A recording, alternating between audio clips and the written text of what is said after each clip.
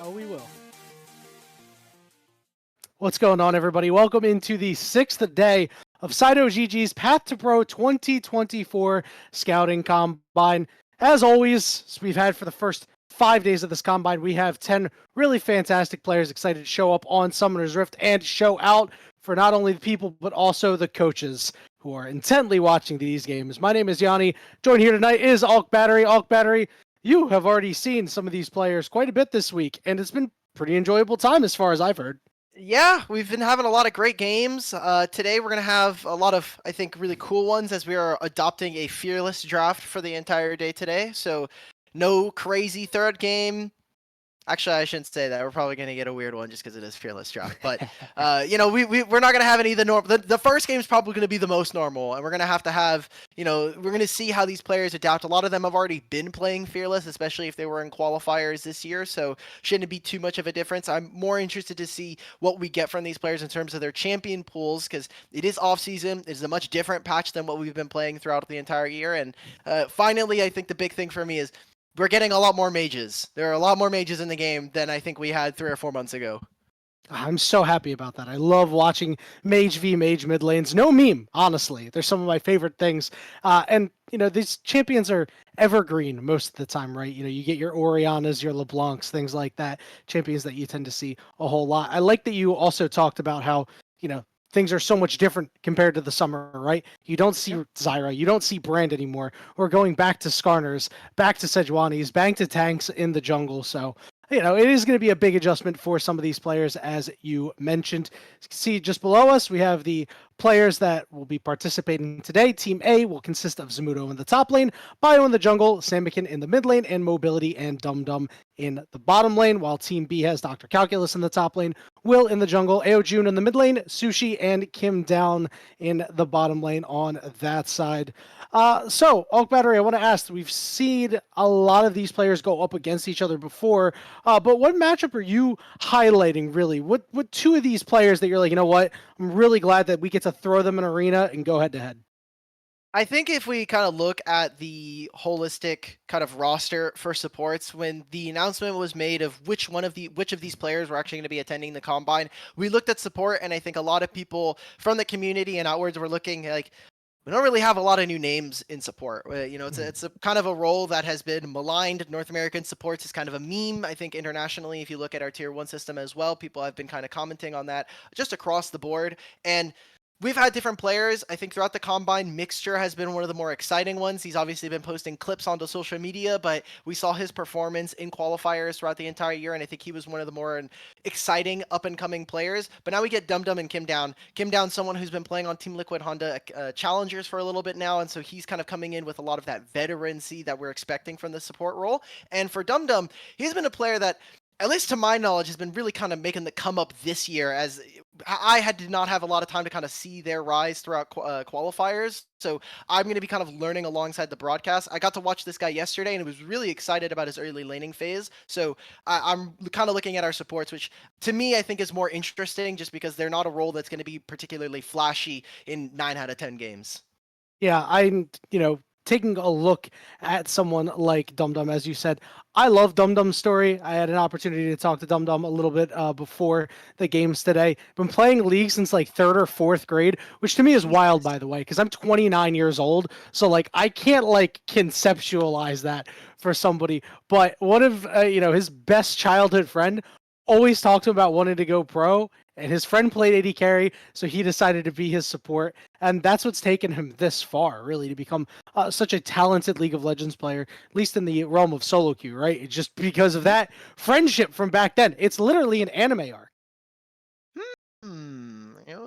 It's kind of interesting there. I actually only play AD carry because so I started and I was gonna play support. So I was a big Morgana player very early on in my career, and I was like, okay, cool, I want to play. Morgana. I want to play a lot of these engage supports if I can. And then my friend was like, well, you're never gonna hit diamond playing support. It's just not a role that is gonna carry very often. And I'm very competitive, and I like to be a contrarian sometimes. I was a big fan of Zeri Yumi for a little bit there, so I was like, I can't take that. I'm not gonna let you tell me that I can't hit diamond with this. I never hit diamond, but I switched off of support and I started playing top lane and AD carry. Top lane because a lot of my friends unfortunately, we're E-daters, so never got to play bot lane. So I had to play top lane, had to be No. kind of the That's solo man tragic. by myself. But eventually I got to play AD carry, and it's been kind of the role that I've been calling for. So all that to say, friends really do make which role you get to play in the game. Honestly, Friends' fault. honestly. Yeah, listen, none of my friends could play AD carry, so that's why I played it for the longest There time. you They're like, we go. need somebody. Like, okay, I'll do the job, but I play on lock screen, guys, so you be aware of that. As we are into the picks and the bans here, as we mentioned, as you mentioned astutely earlier, this is Fearless, so it may slightly affect the bans that we see come in, even in the early goings. Cogwell, Corki, and Nocturne off the board first.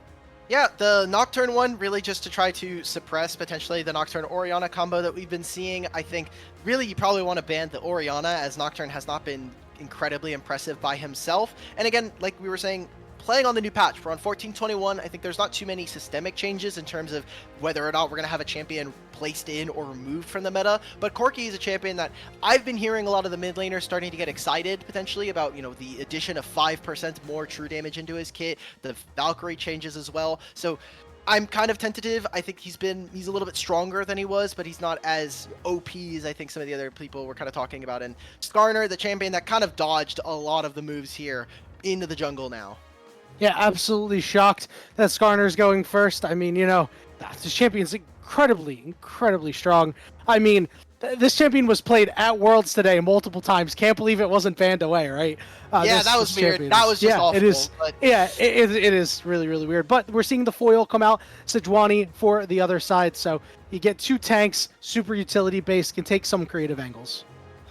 So we're taking the Sejuani and the Yone, so obviously a lot of setup for whoever is going to be taking the Yone. We have been seeing some of these players go for the flex. It has been predominantly in mid lane, but now the answer, similar to what we were talking about in Worlds, the answer towards the Yone has really started to grow when we're talking about, hey, we're going to be able to pick up Skarner, Jax, Braum, Amumu, these kinds of champions that really started to rise in priority. You can kind of already see that reflected on the blue side here. Taking the Talia, which allows for a lot of damage towards the two champions that we've already been seeing picked, and the Jax, who individually should be able to do very well into the Yone. So I'm expecting for either a support pick or something that's going to be able to outrange that. The Rumble, very interesting. It's great into the Jax. I think it's going to be a little bit worrisome depending on what the AD carry and support are looking like. Rel, Nautilus, all these champions still available.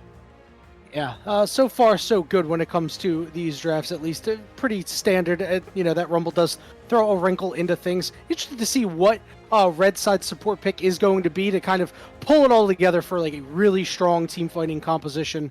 We're already seeing Rel getting taken off the board by Team 1, so they're already on top of what they want to get rid of. Callista Varus also biting the dust, so no extra utility or even just raw power out of the bottom lane going to be available for Team 1.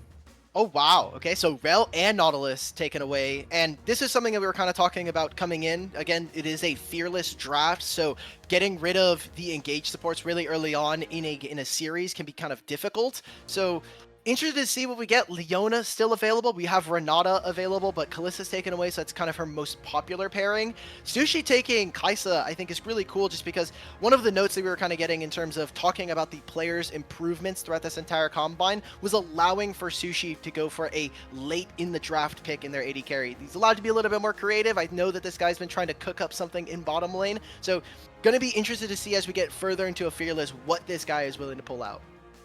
Zyra Khan coming out for the blue squad to round out their composition. Alk Battery, it's looking pretty nice. This is exactly something you'd expect a high-level team to be able to put together. On the other side, Kim Down is going to lock in that Leona. So when you take a look at both of these compositions, I smell high-level League of Legends gameplay out of this, and this is the stuff that you love to see. You say high-level League of Legends. You did not watch Game 3 yesterday of our Blue Water series. I did not. Admittedly, yeah. I did not. But we hope. This is what we're here for. There was a whole lot of North American ARAMing going on. Unfortunately, for me, I was not a big fan, but we got to see mechanical outplays, which I think is probably more exciting for everybody at home. So coming in, we're looking at the red side. I don't know about you, Yanni. I don't know if we got any official names for these guys. I've just kind of been going through team captains and just saying the top laners are their team captains. But Facts. already into game here, Talking about Team Zamudo over here on the blue side, they have a very good composition at being able to receive a lot of the engage, which means getting onto objectives is very important. If they get there first, they can really start to dictate the terrain of a fight. Whereas I think for the side of Dr. Calculus, they need to be making sure that they're not only stomping their lanes, but coming in with an advantage into team fights and trying to find off angles. I think that's the most important part when you have a Leona and a Yone, making sure that you're on flanks and that you're disorienting your opponent. Couldn't agree more. And red side needs to be quick on any pick opportunities that they may have, because in the blink of an eye, a Talia wall can come up, a Skarner ultimate can split off, one of your members, and all of a sudden you don't have the gas to be able to take somebody out anymore. And then things are going to be looking pretty poor. Junglers are going to be starting on the opposite sides, both on their respective red buffs here. So, are we expecting anything out of these first clears? After all, these champions certainly have the ability to make something happen in these lanes. Yeah, there's no lane swaps this time around, and we're even getting kind of our lane by lane here. When we're talking about the junglers, it looks like they're going to be on opposite sides. So the Skarner pathing up towards the top side, the Sejuani going towards the bottom lane. I think this is really, really smart when we talk about the Xayah and Rakan. Xayah and Rakan have a lot of dueling power, but most importantly, their spells are going to be really good at being able to clear the wave compared to something like a Kai'Sa, at least early on. So interested to see what they're able to get down for Skarner. The most important part of this game is making sure that he's in good positions to get really, really good, whatever his E is called. I actually have not been able to look at Skarner abilities just because this champion is really annoying to watch. Yeah, and nobody, you just are like, yeah, he does broken things. We know what the broken things I literally know what all of his abilities do, and I understand the champion. I just think they need to. There's no reason why his passive needs to be called Threads of Vibration. Just no. Honestly, No I need. looked at it the other day and I was like, why is it called this? I don't need vibrating stacks on me. It's just No. it's not doing it for me. No, it's not. It's taking away my max HP, and I'm really upset about that. Yeah, I like the idea that Skarner is just sitting next to champions, and he's just like they're just like buzzing, violently shaking. Violently shaking. I like that description. He's just kind of standing there and kind of doing whatever he wants to do. The cool thing when we talk about kind of moving away from our junglers, these AD carries. What we've been seeing from the AD carry pool in most of pro play, and also we're talking about the Combine, is champions that are really self-reliant on being able to kind of clear the wave and also having tools. So Xayah's obviously been great. We're talking about Ashe, Varus, these kinds of champions. Kai'Sa with her ultimate when she hits level 6. So I'm looking for our two supports to be able to utilize that to move out onto the map. And that has been a strength that I think we've seen specifically from DumDum early on into the Combine. His ability to move out early, avoid enemy vision, and hopefully link up with his jungler. Yeah, that's been one of the things that they've wanted to have him watch out for. Able to escape a potential engage as Will was laying in the wings. Sushi takes quite a bit of damage on the way out, too. That was a great trade coming in from DumDum. He finds the W. He stops the Leona mid-air. Oh, here's the flash coming in. Does it again. DumDum's done a good job here, but the cleanse is forced out. Will needs to try to make something happen here. DumDum doing what he can, putting the fancy feet on, and they don't get enough damage on anybody. And now it's time for the turnaround as Kim Down goes down. It's First Blood going over to Mobility, and they escape. Wow, DumDum has just been outplaying Kim Down like 3 Leona engages in a row. Every single time they look for the Zenith Blade, it's an instant knock-up. I think Kim Down and Sushi, they should just be respectful of the fact that when you're talking about this laning phase, you're just trying to let Kai'Sa get to her items. Bio is here, probably going to be looking to force out the flash from Dr. Calculus, but dodges out on the Ishtal impact, so is able to escape in that manner, and his wave is really screwed. He needs to make sure he gets this in under the turret, or at the very least, he's catching a lot of this. Yeah, well, the good news for Dr. Calculus here is he's getting some backup to potentially get this all the way in and able to get it back himself, spend some of that gold he got. You can see Kim Down near the top side trying to get down some vision, has been spotted on some. Not able to really impact too much right now as Samakin's the one getting pushed in. Okay, so for the time being, we got to see that DumDum moved on towards mid. He started to get a little bit of vision. I wonder if they're going to try and play it for this dragon. You already see that they took control of the mid lane. Samakin is going to be able to teleport back in, but they want to make sure that they get vision, deny it away from their opponents, and potentially start up on the dragon. You see that Will is clearing towards the bottom side of the map, so in my mind, he should be looking to try to leverage this. You can have Dr. Calculus TP back into the lane, and talking about this top lane matchup just a little bit, there's no ignite here for the Rumble. Obviously, when we're talking about trying to play for the map, playing for later in the game, the teleport's going to be great, but we've been seeing a lot of Rumbles index towards that flash ignite, dominate the laning phase, and then you can just show up to an objective, half an item or a full item up on your opponent. Yeah, it's sort of a, you know what, we might be able to sacrifice early dragons, but once we start fighting around the top side, around these grubs, around this herald, you know, this is where our Rumble is going to be the strongest. Not seeing that occur in this game. Zamudo gets off a pretty solid back here. He's got his null magic mantle. He's got a sheen. He should be all set up and ready to go with the steel caps coming out on Dr. Calculus' side. It looks like he's going to take the long walk to have the TP advantage. Yeah, he doesn't know. Now that they've spotted Zamudo towards the bottom side, they know that he's TPing. He's going to be able to just catch this wave, and it should be fine. There's a big problem that's going to start happening here on the side of Dr. Calculus' team, however, as they were expecting, when you have this Leona, you were able to counter the Rakana in the laning phase, but with the matchup going as it was in the early lane, now they're in a situation where the Dragon's potentially at threat, and you really don't want to be the team that you were expecting. Hey, we have the counter matchup in support. We should be looking for early Drakes on our side. That not being the case, potentially Will trying to get a little bit funny and make a little bit of a flank position. But Samikin, all he has to do is just keep the lane in the even state, and he can show up to fights anytime he wants with this ultimate. Yeah, and you can see he's just prioritizing, let me get this wave in. Now I'll move slightly down a little bit toward my team here. As they're all surrounded around this dragon. These junglers burning a lot of time. They want to make sure they secure this objective. Will and Aojun look set up to try to make a mid lane play.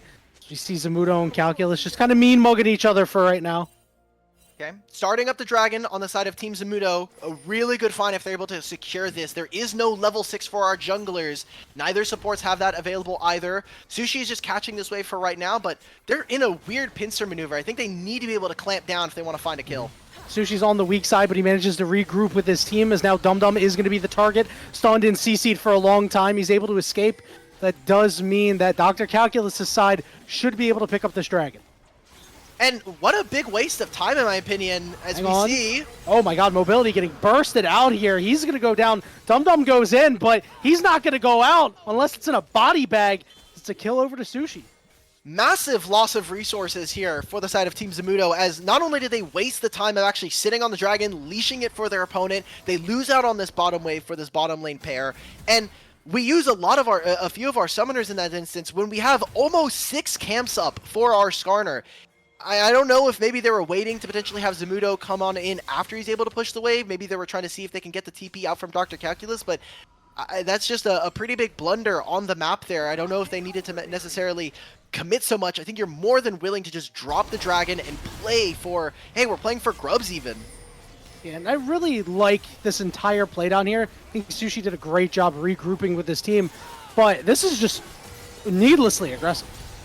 I don't know what Bio's doing. Bio needed to play with the, excuse me, with the Xayah. He can't be playing that close to the wall. I don't think you're ever making a steal unless you're willing to try to sacrifice your flash and then look for an impact afterwards. So a pretty big blunder, I think, all around. And for Bio, that has been a little bit of an issue here in this Combine. Speaking a little bit about him as a player and kind of talking about his entrance into the Combine, it is one of his first kind of big Combines he's able to attend, especially with some of the hype that he's able to get in qualifiers on that Ducky Getter roster. He's coming in with a lot of nerves, and kind of speaking about some of the poise he's going to need. We have a lot of games to play, so feeling nervous is okay, but don't let it override on some of that performance we want to see. Yeah, and, you know, it's really exciting for him. This was his first foray into competitive with the Ducky Getters. Ooh. All that thought is some CC under the turret as Aojun trying to do his thing. Bio doing a good job. The rest of the squad doing a good job of trying to balance the turret shots, but they cannot do it properly. It ends up being a 1-for-1. And meanwhile, in the top lane, a response taking out Zamudo. Great job. Not only did they get the 3 grubs, they get the kill on the top side, so they make it a 1-for-2 trade during all of this. Rumble's going to be able to get some turret plates. They barely were able to get any damage from Stamikin as he just straight up made a roam towards the bottom lane. It's a loss of resources all around. They're losing stuff on bottom lane. They're over-forcing for some of these plays.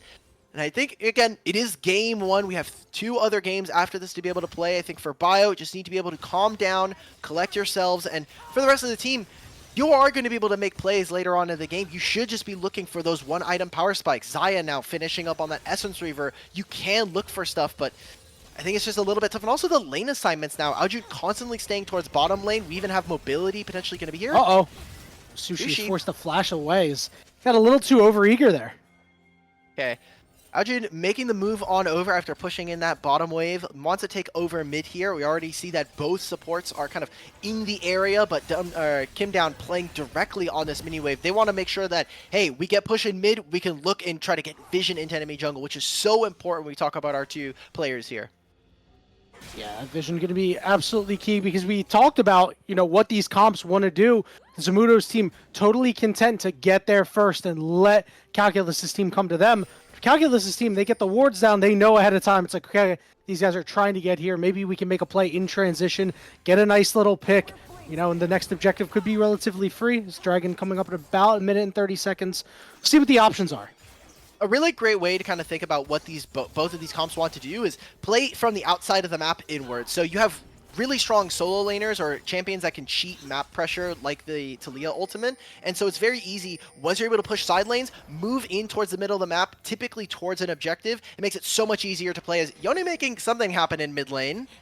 I see he's kind of fighting off Samikin and Bio. Dropping a good ultimate, and everybody's in the area. Samikin manages to get away, but Bio is stuck and has nowhere to go, and Samikin gets caught too. Seojun gets that on the backside. Dum Dum trying to do his thing with the charms, trying to get mobility out of there. Mobility fighting, trying to get back, but there are too many red health bars around him. Oh man, it was a good start from the side of Team Zamudo, but the entire map is just starting to fall apart. We have Dragon spawning in 45 seconds. They'll be able to reset, push out a wave, come back to this objective.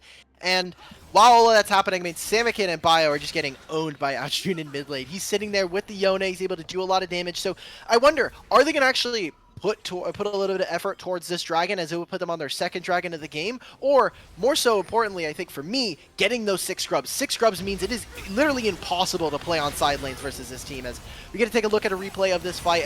Great job from Aljun. He's sitting here with Will. Sushi flies in on the wings with this ultimate, and such a good start for this team, as not only are they able to grab the ultimates, which I think are more important, that's Samikin's teleport and flash gone immediately, which makes the next 4 minutes a living hell to play against a really nice Yone. Yeah, that was a really disrespectful TP that wasn't really on a lot of secured vision. Like, sure, where he teleported was, but there was a pink on the other blue ward that they had there, so not making a play with enough information. Weaver's Wall going to be used to just get some pressure, question mark, as the Dragon has been started up by the side of Team Zamudo.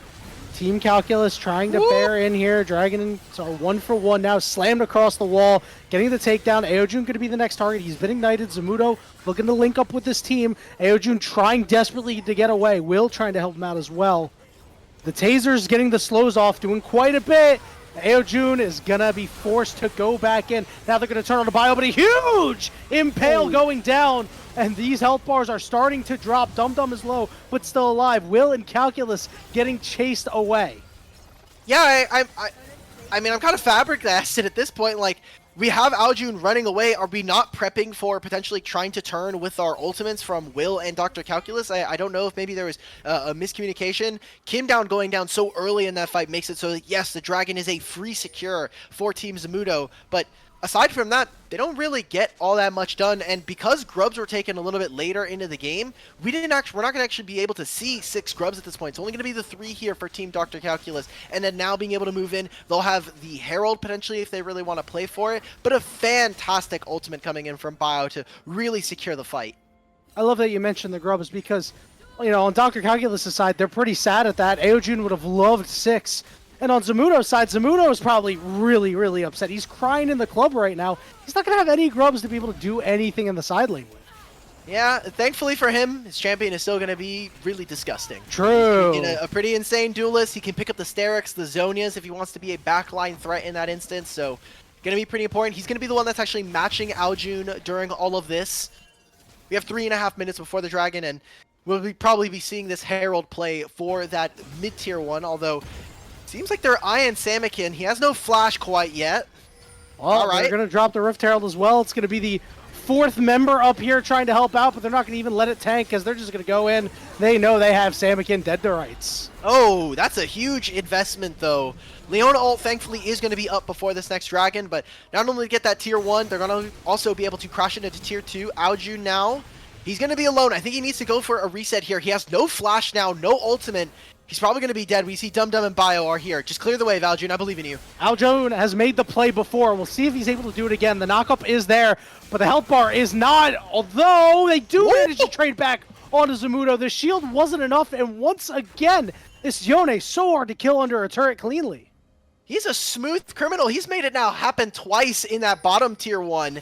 I like this picture-in-picture coming in from our observer. We're able to see them take over the top tier 2 as well, almost take that down, forces out Samikin's ultimate, and they, in the meantime, still pressuring on mid lane. Getting the mid tier 1 opens up the map for this team so much. The fact that Aljun has made 2 separate plays where he's able to, at the very least, go 1-for-1 on that bottom tier 1 is pretty impressive. It's like, if I had a nickel for every time it happened, it'd be 2. Just not a ton, just weird that we've had it happen that many times. And I mean, he's getting so much map pressure in that instance where they're able to take all these turrets, get damage down on the structures. The map right now is starting to slowly fall apart for Team Zamudo. And the more important thing, the member that he killed was Zamudo, which means you can't push with Bio and Dum Dum. These champions are not going to be able to take that turret, so you just say, you know what? You guys have no side lane pressure right now for as long as that death timer is, and that allows Team Calculus to be able to just get more. They have the only 2 turrets of the game right now. They're up about 4,000 gold, and after that slight disaster where they gave up 3 kills, it's been back to regularly scheduled programming. They have been on fire. Okay, Team Zamudo here with Samikin on the Taliyah. Very easy for them to be able to make roams. He's right now going to be attending this bottom lane wave. I think you have to be very careful when you are Taliyah. In this instance, Aljun just gets to press one of the most broken abilities in the entire game. And he's able to probably just escape. It's not going to be too much here. The problem that I'm seeing is they can very easily make a snap engage. You have Leona, you have the Yone who has the Fate Unsealed ready to go. Oh, they're trying to turn this one around. The stun goes on to Bio, but on the other side, Kim Down is completely alone. Bio can't escape Aljun. It's another big impale out of Bio. But the problem is the follow-up just isn't there. Zamudo off on the side, trying to take out Aljun as Sushi and Will desperately trying to get away. His mobility is running him down. Samikin ends up claiming Aljun, and it's AD carry on AD carry violence. But Rumble putting out the red carpet, able to get one, but Samikin's full HP. Calculus gets knocked closer, and Zamudo is ready to stun him with a big counter strike. Slam him up against the wall. You still get to trade out at the very least, but it is Team Zamudo getting the better of Team Calculus. It's a 3-for-4. They're going to look for a very fast reset. We've got Dragon spawning in less than 10 seconds here for both teams. Probably going to be looking for it as Will is alive. He can call over his solo laners to look for TPs. So far, Kim Down, unfortunately, in this game, has just been getting caught out a little too early. He misses out on the ultimate on a couple of the members, and then goes right into the backline, has to flash out. That's not what we want to see. We can take a look at this replay. Thank you to our observers here. Just watch Kim Down in this fight. Ultimate goes wide, doesn't land onto Zamudo. Then he flies in, and it's just him versus 3 members, while the rest of his team is trying to kill. I mean, some of the frontline Bio's there. He finally gets this impale, but it's just too much. They're missing a large portion of their engage so early on into a fight. Clutch plays in back-to-back fights from Bio. These impales getting better and better as the game goes on. Looks like he's settled in quite a bit. See, Calculus was able to come in and clean up the rest there, although does give his life for it. Manages to get 2. Good job from Samikin. He's been the one that's kind of attending to the side lanes a lot. He's been there to pick them up. He utilizes some of the rock weaving that you have. He is playing a bottom lane though. Big double stun there. Zamudo going to be able to hop on top of the AD carry. Sue goes wide. It's Will in a little bit of trouble. We're all down here, for a full dive at this point. It's a 5v2, and Dum Dum is down, and Zamudo going to fall next. Now the question is, how much are they giving up, Ulk? Oh, way too much. Top tier 1, mid tier 1 as well. Huge trades. They're also leeching experience off of each other. How much can Aljun actually get on this bottom lane? I don't think it's going to be all that much. Probably about a quarter of the turret's HP if he's really adventurous, but he's going to take his recall. That's still a kind of a Pyrrhic victory if you think about it for Dr. Calculus' team.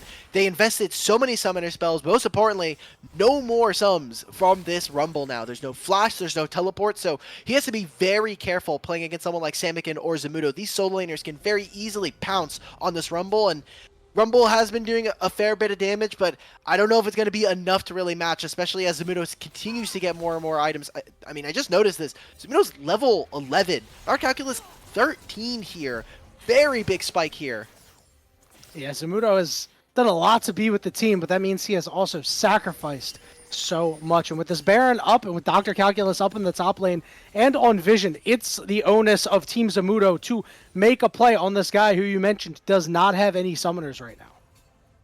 Okay, so what I want to see from Team Zamudo is how can they actually make sure that they're here in Vision first. So far, we've been seeing Dum Dum and Bio start to roam a lot, and that's great for the game. They're going to move in now towards this Baron objective and making sure that they're getting Vision.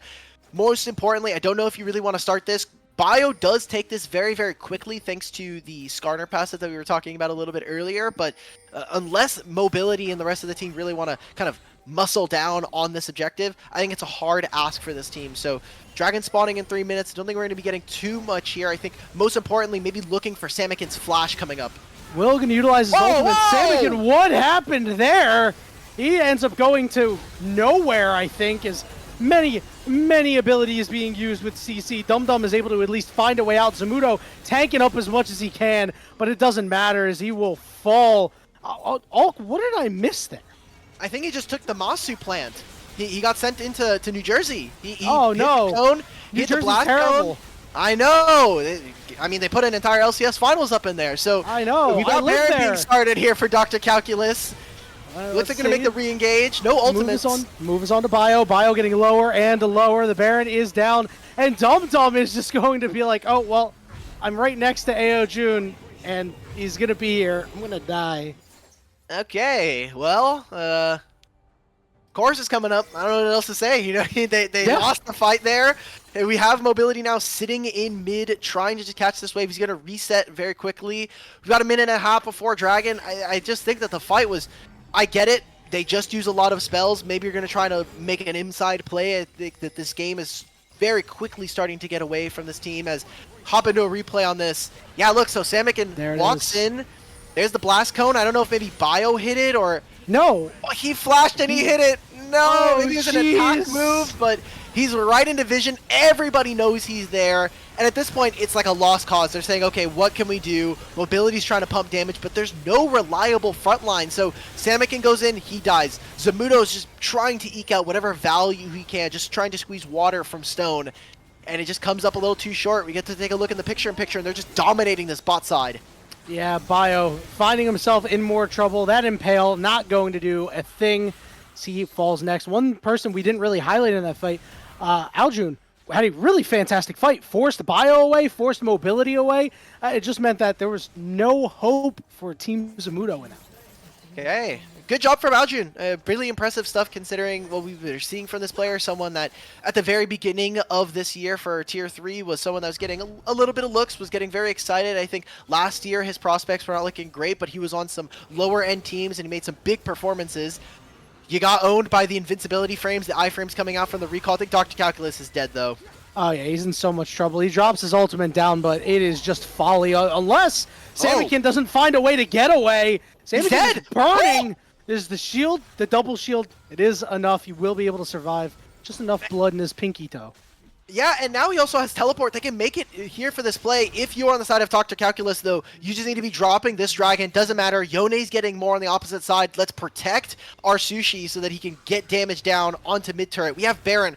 Who cares about a dragon? They're nowhere close. No team is close to having a dragon soul. Let's utilize our Baron, play on these minion waves. They're going to utilize now Aljun's teleport, play through mid, and then collapse towards this dragon. There is objective bounties, which did get changed this patch, but I just don't know how impactful it's going to be. I don't know how much of a help it's going to be. Either a teleport coming in here from Samikin from the side. Big engage from Dum Dum as they've started the fight. Sushi, though, is just fine. Impale doesn't land on him, which means he's free hitting. And a nice Fate Sealed coming out from Aljun as they're looking for the re-engage. Zamudo low. Everybody low. Burning away. Mobility, the last bastion. Can't save the squad. Triple kill for Sushi. And that should do it as Team Calculus are so far ahead. They're going to go for the end. Everybody's using flash. Will use the flash so he could go hit on mid. He's tanking up this turret first. There's no Baron anymore, so might be a bit tough. As long as they can protect these mini waves, it's good. Dr. Calculus does have the Rumble Equalizer. They can immediately look to try to end. It's 15 seconds before anyone relevant can kind of stop this. Yeah, you're right. Dum Dum's up in 5, but it's not going to be enough. Zamudo is up in 5. The first turret's falling.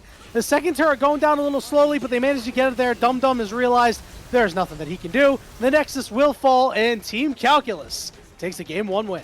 What a great way to close out on that, coming in from our red team there, as immediately they make the snap engage. I loved the team fighting that we got to saw from Sushi there. That guy and our mid laner Aljun having an incredible play in that last fight of the game. Yeah, you said they needed to protect the Sushi. Guess what? They threw that man in the refrigerator, and they said, you know what? You're fine, you're nice, you're chilled, and then when we need you, come through, get a triple kill. Big plays out of him, but Aljun absolutely ran that fight. Great fate sealed, and then everything else after it with low HP, getting in that extra Q3 for the knockup. Just a nice little bit of chip damage, and CC was able to get the job done. Alk Battery, what else did you see out here from some of these players? Anything that we didn't really get a chance to touch on in the game that you really, really liked? I think that unfortunately Dum Dum lost the game. I'm sad. I feel bad for him. He played so well. He played the laning phase really, really strong, and that was also kind of the same kind of lines that we were following from yesterday watching him, which is his first 15 minutes, really, really good, and then not able to really kind of piece it together. But I will say, the game fell apart around him. Unfortunately for this team, Samikin and Bio weren't able to get a lot done on the side lane, and Zamudo sacrificed so much with a lot of these flank TPs that we didn't actually get to see him be a credible threat in this game by the time we actually got to team fights. So solo laners really need to take a hard look at what else they need to be able to change, and thankfully we got a lot of great coaches here at the Combine. Great coaches, great players, and even really great champion picks that I'm sure will be in the wings. We're going to kick it to a really short break, and when we return, we'll give you the Game 2 Fearless draft between these two teams of really high-octane players. We'll see you in a moment.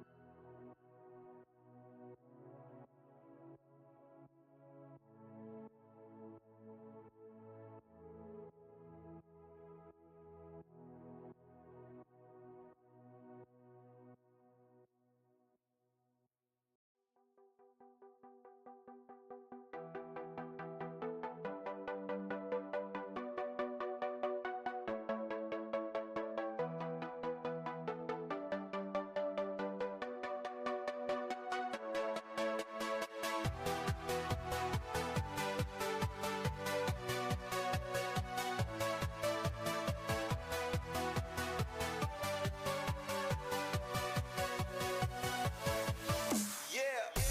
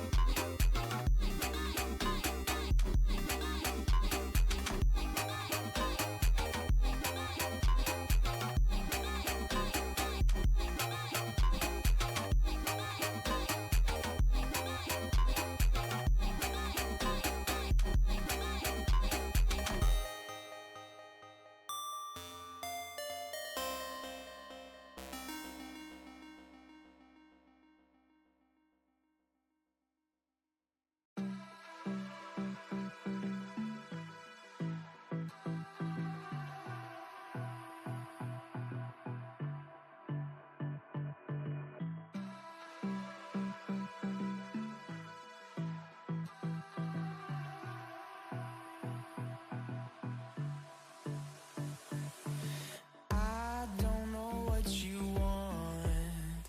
Let's have a bit of fun till I downfall. My love, if you feel like I do right now, don't say you're on the run to the other side. My love.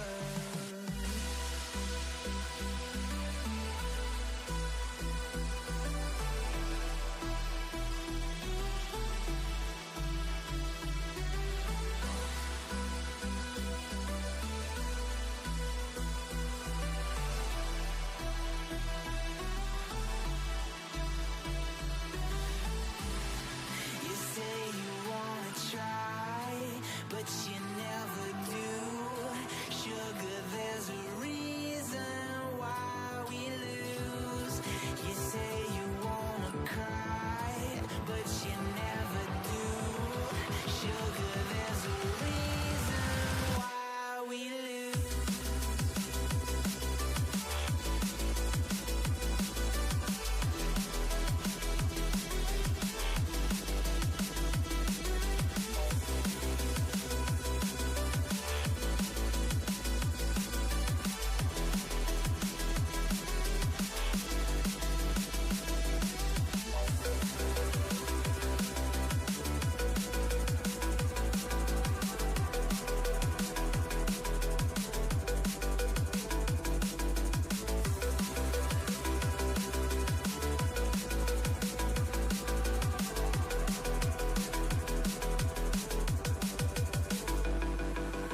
I don't know what you want. Let's have a bit of fun till I downfall. My love, if you feel like I do right now, don't say you're on the run to the other side. My love, you say you wanna try, but you never do. Sugar, there's a reason why we lose.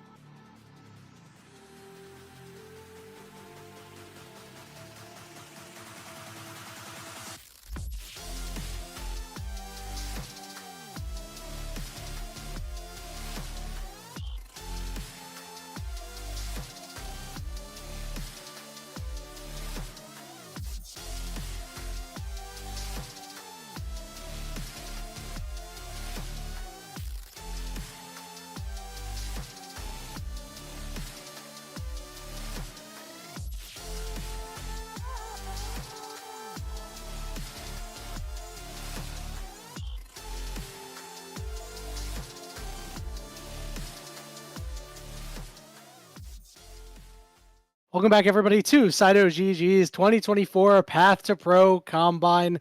Myself and Alk Battery still on the call. The teams are swapping sides, Alk Battery, but the teams will be remaining the same throughout. And in that first game, it was really the solo laners that felt like this real story for Team B.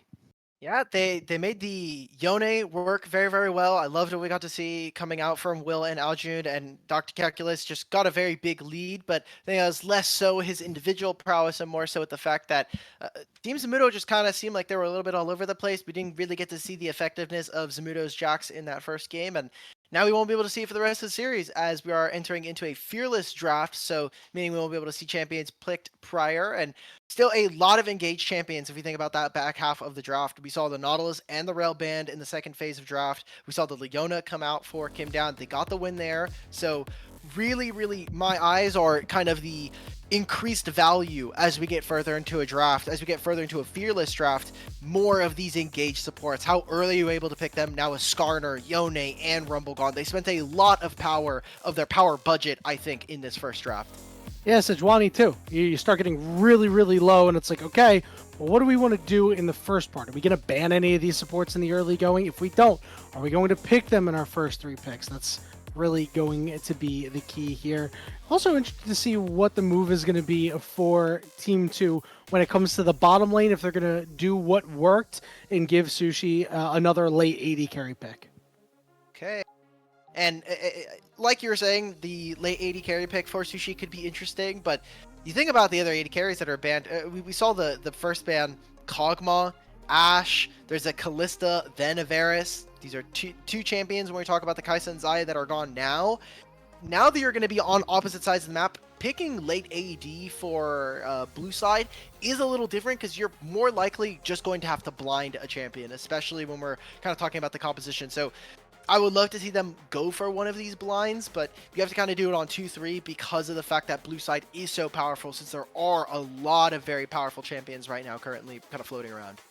Yeah, and interested to see if any of these first couple of picks, or first couple of bans, I should say, are adjusted, right? Because I would like to see a Nocturne Orianna combo. Obviously, it's super duper strong, and you'd be kind of remiss if you didn't ban it, but given the fact that these are Combine games, they may allow that sort of thing to take place and be like, hey, we're going to give them like Nocturne Ori or something like that. We want to see how one team operates with it. We want to see how one team operates against it, especially at this level, because you know that, turning out the lights can really drive a team nuts and kind of see communications break down. I think that'd be a pretty interesting point. I'd like to see that happen. I don't know if we ever will, but it'd be cool. Hey, we get to see Zamudo now on red side, which will be, at least for me, very fun, as I think that he's been one of the best players in this Combine, bar none. I mean, mechanically speaking, he was really, really awesome at the beginning of the Combine a couple of days ago, and just listening in on his comms, I think he offers so much as a player, especially from top lane, a role that for the most part is pretty isolated unless we're doing some lane swaps and you have to be a little bit more, a little talkative more on the laning phase. So I want to see what he looks like as we go throughout the entire tournament, because this Combine, obviously there's a lot of players that are playing. Not every player is going to be playing every single day. We're going to have new people kind of shifting in and out. But for me, that cutoff is going to be really important, because once we get to, kind of purging some of the players out of this Combine, we get to the top level of what we think this Combine, of what these players can offer. There's that potential to be in person playing in either Korea or Los Angeles. So a lot on the line, especially if you want to really maximize performance, which is the point of this entire Path2Pro Combine. Yeah, I love that sort of thing. I like the fact that it's like, hey, we're going to get a couple players out to LA. We're going to do, in-person stuff with them, because it's the extra stuff that, people don't really think of outside of the game. It's like, okay, how well do you get along with somebody outside of the game? What are personalities like? That sort of thing. That does go into being a top level player, is making sure you get a personality fit. And, talking a little bit more about Zamudo, I love the fact that you mentioned that he has so much more to offer. We got to see that, right? You got to see that not just in, something like this, but also in the NACL season, right? There was a swap between Niles now going to Zamudo, and it felt like Maryville Dragonsteel kicked it up a notch, right? With that change, it's like, okay, this really works. There is something new to this team. There's new bite to them. And in the past, whenever we had seen Niles not playing top lane for a Maryville constructed team, it kind of fell apart. It didn't happen this time.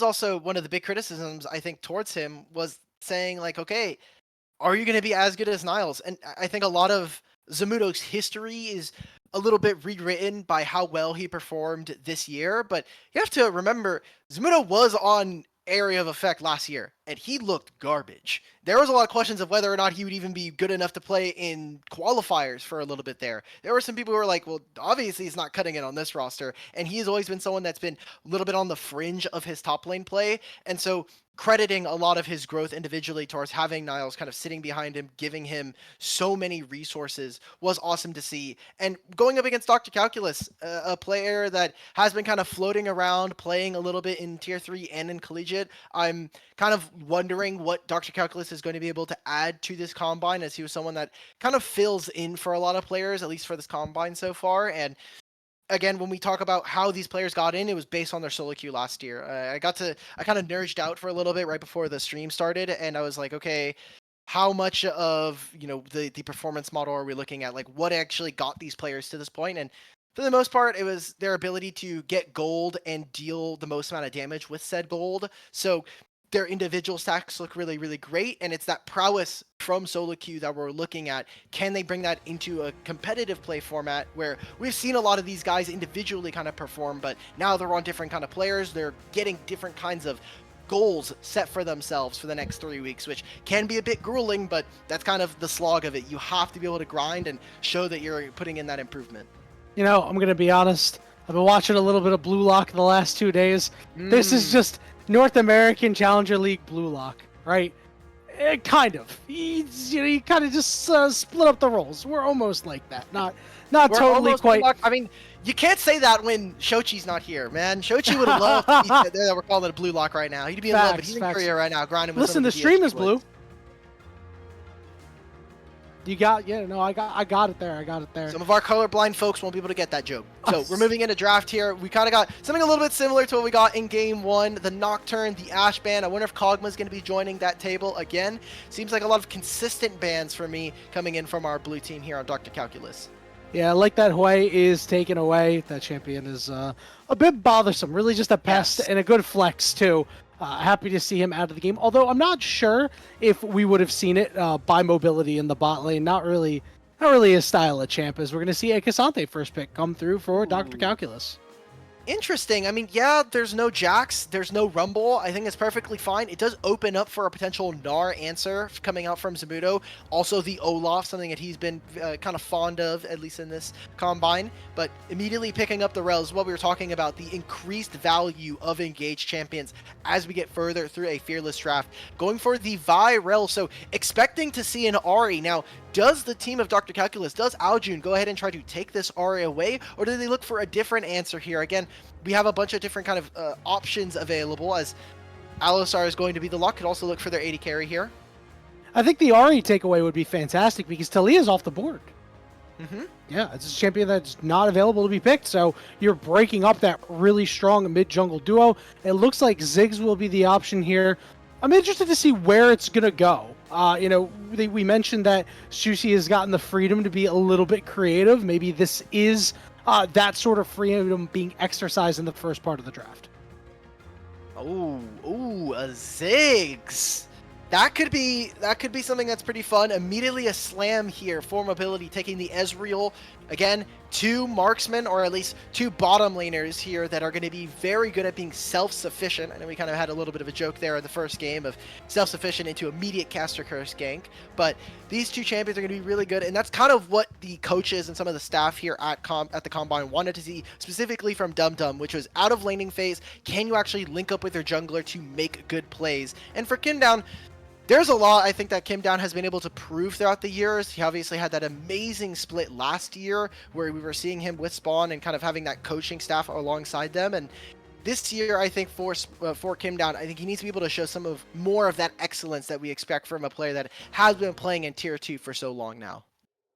I can't remember the last time I've seen this champion picked in any competitive setting in my life. This is a Kale lock-in for the side of Zamudo's squad.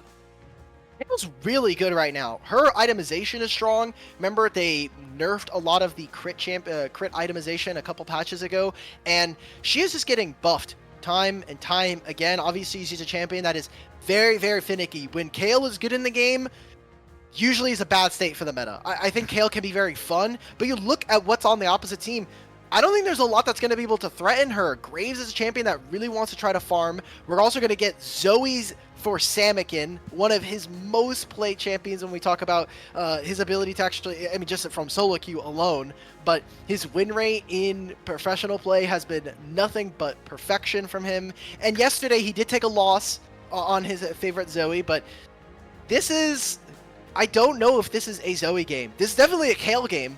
I don't know if this is a Zoe game. Yeah, I'm kind of trending toward that a little bit. Also really like this Sylas pick for Aljun. Pretty sharp pick here. Going to get good value with the Vi ultimate, solid with the Ezreal. But of course, that Kayle ultimate, being able to take that away is going to be pretty massive. You throw a Kayle ultimate on a Sylas, and most players are going to be like, why the hell did you pick Kayle in that case? But you know, we'll have to see how it actually shapes out. This does make the mid jungle kind of messy on both sides. A little bit tough to execute for Will and Aojun. However, it is strong if they're able to pull it off. So we can already see we're going from 0 to 100 real quick. Ooh, okay, I was going to say, look, Kayle's level 1 may not be the best. But Rel, Vi, well, they're just making the immediate crash down here. Oh, wait, they've gotten him drowsy. Will is in so much trouble. They're able to get first blood onto Zamudo.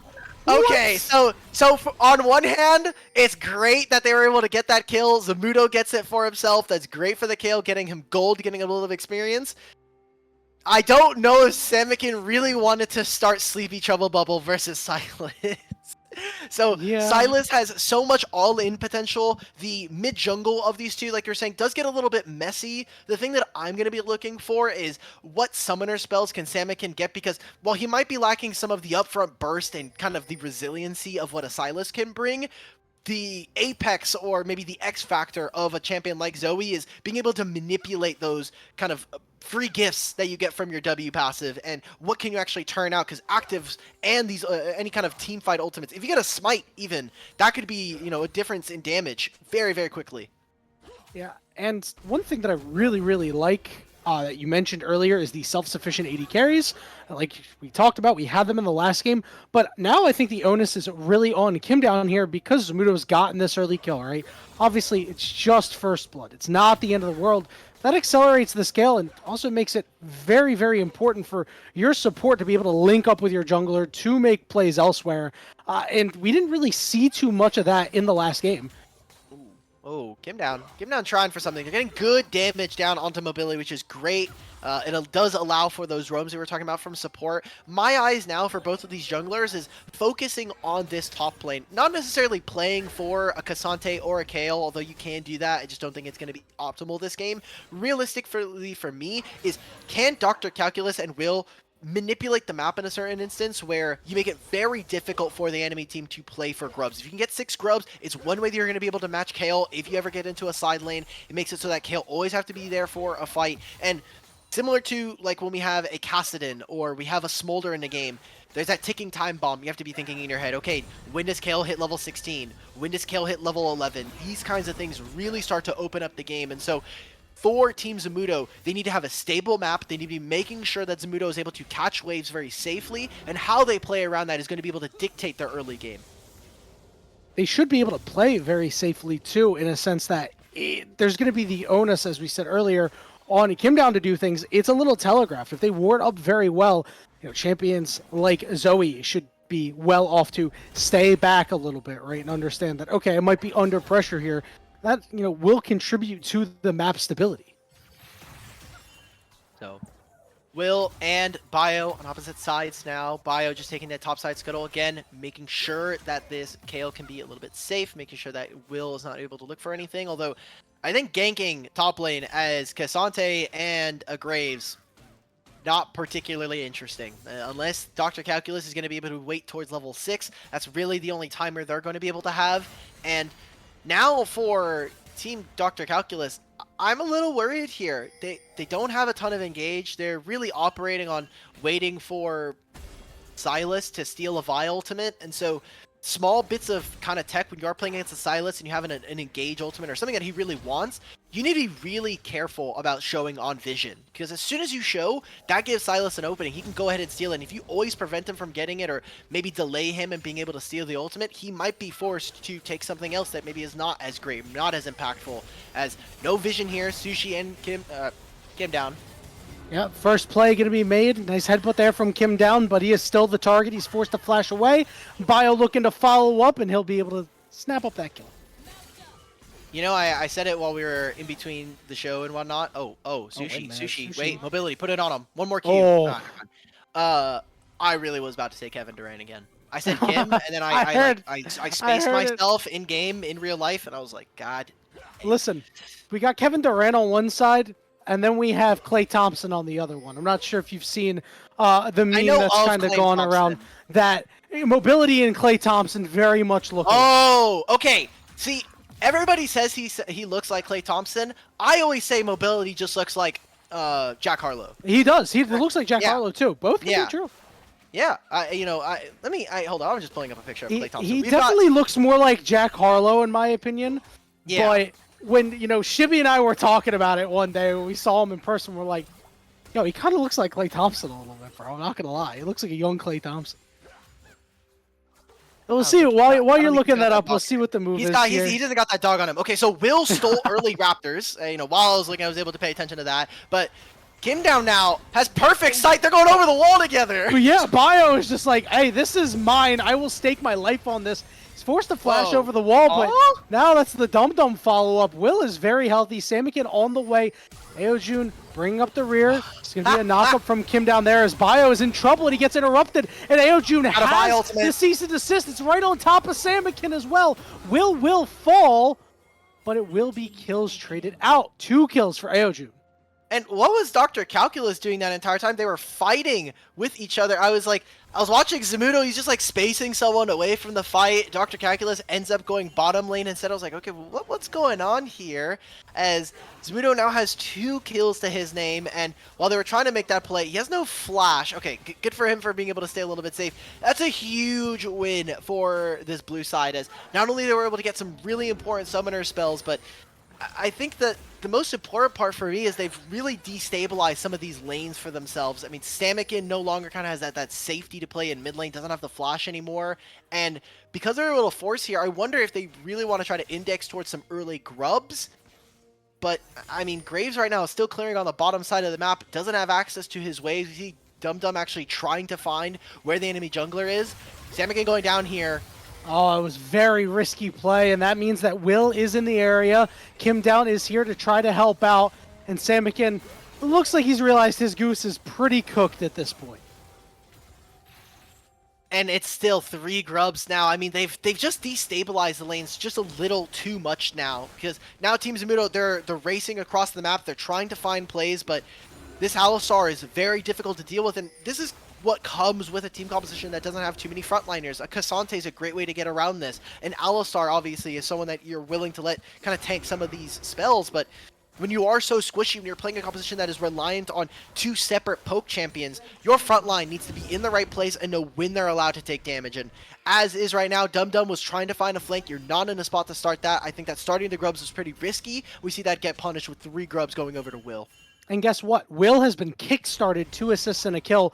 Aojun, 2 kills and an assist. I mean, this is exactly what you want if you're Team Calculus, to try to find your way back in after a scenario where Kale finds themselves with 2 kills pre-10 minutes. Oh, so if they're able to do things within the next, 6 to 10 minutes to further themselves back into the game and even wrest away a lead, they have opportunities to maybe, if things go the way they want them to get ahead of Zamudo enough that he's not wrecking them completely. So the thing for getting kills are obviously a great way to get some gold and experience, but getting champion kills doesn't usually give you a lot of experience. It's based on your opponent's level, and if you're down a level, that's, not going to be giving you all that much. Really, what's the important part is obviously getting Zamudo gold, but making sure that he has a great lane. And right now, he has not been destabilized in any way. It's unfortunately the rest of his team. And while Kale can be a 1v9 machine, you need to make sure that you have a relative front line to actually be able to get stuff done. So we'll kind of check in on him in a little bit. He's level 8 right now, so once he gets level 11, he's going to be a little bit more powerful. Aojun just stealing the ultimate. I don't really see the point of that, as you can kind of use the Silas ult versus Zoe as a way of making sure that you can actually get an additional passive proc. That's kind of like the small bit of like damage tech you can do, but I think mostly just wanting to cycle that, get his recall in, and go back into the base. So we've got Dragon spawning in 3 minutes. We're going to have Grubs before that. I want to see how both of these teams are able to set up for this these Grubs, because it's potentially 6 Grubs here for Dr. Calculus. And if they're able to move up in time, we see that Will is going to be trying to finish his camp so that he always ends up on the top side of the map. Yeah, and 6 Grubs would be so valuable for them. Give that over to Sushi, who obviously has been very quiet to this point in the game, because he's a 6. Everything's been kind of fine as he stabilized. Meanwhile, in picture, they're going to be able to take out Calculus. It's another kill for Zamudo. And on the bottom side, Kim Down is going to fall. Now Sushi caught in a 2v1. Will is sprinting to try to help him out. You mentioned it. He's on vision, and Sushi going to be the target, taking a lot of damage. His mobility is doing his thing, but the minions are in the way. Sushi manages to find that kill. Will looking to clean this up. Samikin trying to help out his buddy, but can't escort mobility out. Now has to try to win a 1v1 here. Not sure if he's going to actually end up killing him. He's got quite a bit of mana. He's going after him, getting a nice little proc for a bit of extra movement speed on the Yomus, but it's teleports galore. Ulk battery. Oh, wait. I think he could kill him here. Oh, not enough damage. Oh, hey, Kim Down, get away from this. This is a 1v1. Kim Down, he got him. No, he disrupted it. Everything's been destabilized, Ulk battery. What are these lane assignments? But again, guess who's 3-0? Kale. It was funny. I was just playing a solo queue game earlier today. And we had a Kale on our team, and while the rest of the map was losing, the reminder that me and my duo were kind of giving each other was, all right, we have Kale, we have Jinx on our team. We should be good. We just have to wait for Kale to hit level 16, and then if we can't win, then we're probably never winning the game anyway. So Zamudo, you're kind of the last hope right now. You have great tools. Your team is not quite out of the game yet, but the game is going to continue to fall apart, and those Grubs are spawning immediately. Kim Down is here. Dum Dum is trying to take control of the wave, but because Samikin died so late, he's not here on the wave first. Sushi can very easily just take control of mid, constantly push this wave in. He's also going to have the ultimate available as well. Diggs plus 6 Grubs is going to delete turrets, and that could be a huge problem with accelerating the game on Team Zamudo. Interesting thing to note, they sent Calculus to the bottom lane to deal with Mobility. Mobility has teleport, so if he wants to come join this Grub fight, he can. Right now, it's Team Zamudo that has all of the pressure, but Team Calculus wants to try to, infest their way in, burrow their way through. 2, 3, and 4 on Will. He does have a full item completion. Had it in the last fight. And something to keep an eye out on as the Grubs have been started up. Samikin trying to get in as much poke as he can. Zamudo is here. He's at level 10. A big knock up there from Kim Down. Aojun trying to get in the middle of the fight, but he can't. Teleport coming through. It is Mobility joining the party, but Bio is so low. Ultimate comes through from the Ezreal. Not going to do a whole lot.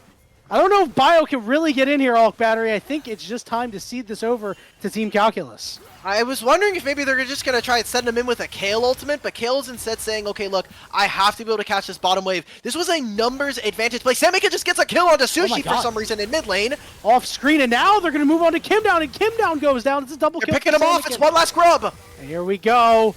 Dum Dum get in there, get a big stun out. Samikin try to do what he can. They are going to be able to secure at least one Grub, but now it's a 2v4 with Aojun having the ultimate from the Kale and just doing so much damage. It's a double kill for him, sidestepping all around, and now he's going to engage onto Mobility. Mobility finding himself in trouble. Calculus joining the party, and Aojun with the flash over the wall and the triple kill wants this quadra. The question is, can he catch the Ezreal? Tantalizingly close. Abscond, abduct, doesn't quite land. And it looks like Mobility will be able to limp away. That was a numbers advantage here for the red side. We saw that, Mobility is catching the bottom wave. He goes and gets the wave. He teleports into the play. And then we're just never sending it. Why are we not using Zamudo's ultimate in that instance? And now that I see it, Zamudo actually did use his ult on his way down towards the bottom lane. So I mean, yeah, maybe it was part of that kill. He just gets killed underneath his turret here. He teleported for that wave. That's massive for the blue team. They're going to be able to grab with these 5 grubs, top tier 1 as well. A great play, and getting Aljun ahead as well. I mean, from bad to worse here for Team Zamudo. Yeah, Aljun is an absolute freight train this game right now. All like 6-0-1. You see the damage he's pumping out in these fights. The way he's playing these fights too. Let's have a quick replay. I think we'll be able to see Samikin get this kill onto Sushi here. It's just, he just got owned. It's just a Samikin diff. He just got owned. All right, cool. And Ignite, he just gets a free summoner spell. All right, cool. And we get to kind of get the replay of this. I mean, yeah, Zamudo not being here, prioritizing getting himself experience. I mean, I think that's the correct play for really indexing on the Kayle, but I really, really do believe that you need to be able to contest 4 grubs as this game goes on. And we get to just see Aljun put on a clinic with these melee mids, something that we kind of saw throughout the early part of this year. He was great on some of the control mages, but I think Sylas has been his specialty for a pretty long time. Getting a triple kill here, very, very important. All of those summoner spells are very, very key. No flash for mobility means that he's going to be so much relying on the blink that, I mean, there's so much mobility. They also have, no pun intended, there's a lot of spells that I think Dr. Calculus's team can actually get away with. Kayle hits level 11, dodges out on Q3, it's all time. Yeah, all out is there. Zamudo forced the ult, but came down in the area. Dum Dum gonna rebuff that. What we didn't see while that replay was going on was Will was able to pick up that Rift Herald. You have 5 grubs as well. This is massive. Anytime you want to go pop that, maybe give it to a side laner or something like that in a positive position, all of a sudden we're talking about, you know, an inner turret perhaps going down, a lot of gold pouring over to their pockets. So now when we get into this game, with 5 grubs, the question is, how are you going to make team plays that are going to be so impactful that you draw the opponent in? Because as the team without any of the grubs, or without a majority of the grubs to be able to counter the Void Knights, you're always going to have to follow when they are on side lane. If at any moment, oh my god, that lands. Okay, well. He's drowsy. This is big oh my goodness. He's just gone. Yep, he's just dead. That's a shutdown as well. This is kind of the thing you need to do. You need to be able to catch people on side so you could destabilize the map, have numbers advantage, and be able to push. Because now they have to be able to go inwards. Dum Dum, though. Let's roll. Sushi is low. Dum Dum won't be able to find a way out. It's Will getting that kill. Bio in the area, as well as mobility. Zamudo wants a piece of the action now as well. Big engage going down onto Teleports Will. In. Will trying to get away, and now they've turned onto Bio, but Calculus on the backside is getting forced away. He wants to go back in, but he's so low. It's a kill going to mobility after Zamudo falls. And it's just constant fighting back and forth right now, Ulk. And I think Bio is thinking about round 2. Bio's like, okay, guys, I'm under the turret. It's fine, I'm pressing Q. I'm Vi. One problem as we get further into the game for this Kayle is the fact that you are going to be getting outranged. The Ziggs is going to make your life a living hell, so snap engages need to be so strong. And so far, I know that we were talking about Dum Dum earlier in game 1 about their individual laning phase, but more and more of that is coming true as their laning phase has been really strong. They're being able to roam out of the map. The first 15 minutes has been great, but afterwards, either they're trying to find individual plays or the rest of the team really isn't there. I want to see the rest of the team kind of follow up on some of these engages. That's also something that the coaches needed to see was, how does Dum Dum play with his jungler? Now with a Vi, it's very clear. It's not like you're playing with a Sejuani or something like that. You can very easily jump onto a single target, but we need to see that connect between the two. Yeah, they've just been a little off on that. You know, Bio, that's an example in the last fight, went super deep. Meanwhile, Dum Dum was coming in a little late at that point. Rift Herald going to be expended in the mid lane here just to get a charge off, get it a little bit lower, in range for Sushi to blow it up if he gets close to it. I think he just ran out of time, right? Like it was just going to be spawning out. I think he wanted more people closer to the turret because as soon as they're nearby, if they're dealing damage, that means the Void Mites would spawn. We didn't get to see the Void Mites hit the turret, and that would have been a big game changer. We've got Dragon spawning in a minute here. Although a lot of people, Samikin feels a little lost right now as Zamudo is picking up this top wave. He doesn't really know where he wants to be. He can't be on side lane versus a Yone or versus a Sylas, and has to be very careful about showing up on vision. As right now they've got a predominant amount of vision from the red team on this dragon, but can they actually turn that into an objective? They're at 2 dragons right now. This 3rd dragon would put them at soul point. Zamudo's waiting in fall, trying to get vision, taking jungle camps so he can get that level 16 mark. And I mean, what do? Do you just shift everybody over to the river and let Zamudo farm mid-wave? I think it's possible, but I don't know if really Dr. Calculus kind of wants to give them that opportunity. They want to start this dragon and then look to turn. Well, it looks like Team Zamudo has been completely forced out of the river. I don't think Dum has necessarily the wards for it. 20 seconds until this dragon starts. Dum about 60% HP, not where you want to be. Zamudo on the top side. The siege has gone onto this turret. It's going to get blown up as they're looking for a little bit more. The engage is there onto Dum and he's gone. It's another kill going over to Will. And that should just be the dragon right there. So what are the options now? You don't have dragon scaling. You don't have any of the grubs. Zamudo has been pushing away on this top wave during that entire play. He's going to be able to hit this turret. How much of this can he actually get? It'll probably get close to going down, but if he takes this, it's going to also be Dr. Calculus and Aljun on him. And we'll see if he gives his life for it, or at least his ultimate. It's low. He will be able to get it. So it's 700 gold over to him, but down on the side, you can see the fight is just not really going Zamudo's way as Aljun picks up kill number 7 Alk Battery. This guy's been consistently impressive through the first 2 games.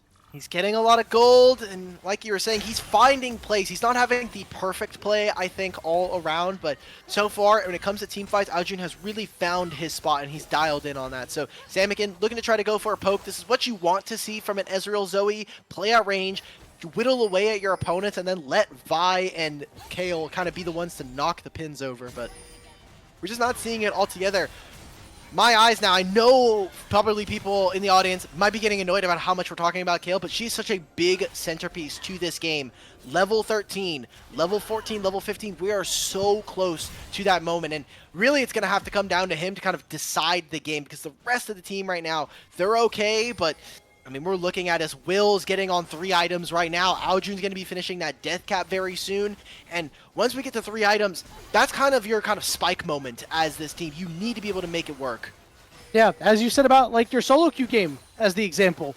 You know, you get to the late game and you have to hope that Kale is the one that's going to be able to put you over the top. And if they can't, you probably weren't winning the game anyway. So we're still keeping an eye out here as Dum trying to force their way in. Aljun does have Vi ultimate, a key cooldown to be able to utilize for the next few moments, especially with Baron up. You get a quick pick, all of a sudden it's Baron time.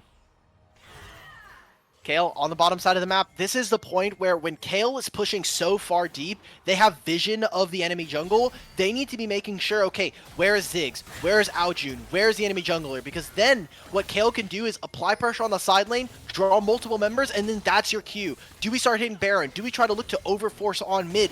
But unless Zamudo feels comfortable, they are in such a dangerous spot now, as control for mid is so important. And big thing for me, that mid-tier 1 still standing for the side of Team Dr. Calculus is massive. He's doing so much work at being able to protect the side lanes and make Zamudo uneasy with pushing too far.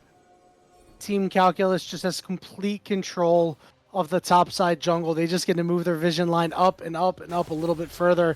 Couple more big plays and all of a sudden you're not going to even see pink wards up there, Alk batteries. We're just over 22 minutes into this game. We're still waiting on the egg timer for Kale. He can look at it over. You know, the pot is boiling. The water's starting to simmer a little bit. You just need them to come up and make a big play. Strain the pasta, guys. Just strain it. Here we go. Aljun. The play's on to Samikin. Aljun's going to take a little bit of damage. Teleports have been all forced out. Dum's off to the side. Oh, it's kind Sushi's of a no almost man's dead. land. Yeah, Sushi showed up and is like, I gotta go. Dum trying desperately to survive, but will fall. And on the other side, the wrong side of the tracks, that is, it's mobility. Trying to get closer to Sushi, to try to kill him. He forces the flash out fight on the other side. It's Aljun going in, but Aljun not going to be able to get a kill. Zamudo flashes over the wall, but then dies to Will anyway. Samikin trying to help his buddy Bio out, but Bio goes down too, as Will is doing so much right now. Wow, that entire play was so interesting to see on the opposite side because Samikin? while Sushi... Whoa, Samikin, come on, brother, man. Your Kale's dead. What are we looking for? He had the fake flash from the W, but it's just not good enough. I don't know if they can start the Baron. Their health bars are a little bit worrisome. Ooh. Sushi gets found with a Mystic Shot, and while he was teleporting, so I don't know if we'll be able to see it in the replay because it's super funny. Sushi, while he was teleporting for that play, mobility is in front of him the entire time. He's like, oh, you're teleporting? All right, cool. I'm just going to lay you down with all of these spells. That's why he teleports in with 1 HP. Such a close fight, but that's also his flash. Such a good fight coming in from Dr. Calculus as they not only find Zamudo, they kills Samikin, and all of this just to get summoner spells. That might look like a fight where they're saying, okay, look, we weren't able to trade up, we weren't able to get all that much, but now we're heading into a dragon in 40 seconds where Samikin doesn't have flash, Zamudo doesn't have flash or TP, and he's only level 14. The amount of gold and experience he's been able to get has been stifled as Dum Dum now trying to find something, trying to get creative here. Calculus walking into Fog, but he is quite tanky. Teleport coming in from behind. It's Aljun looking to join the fight as Zamudo very low, and he has the Kale ultimate. Now he's trying to get an even closer.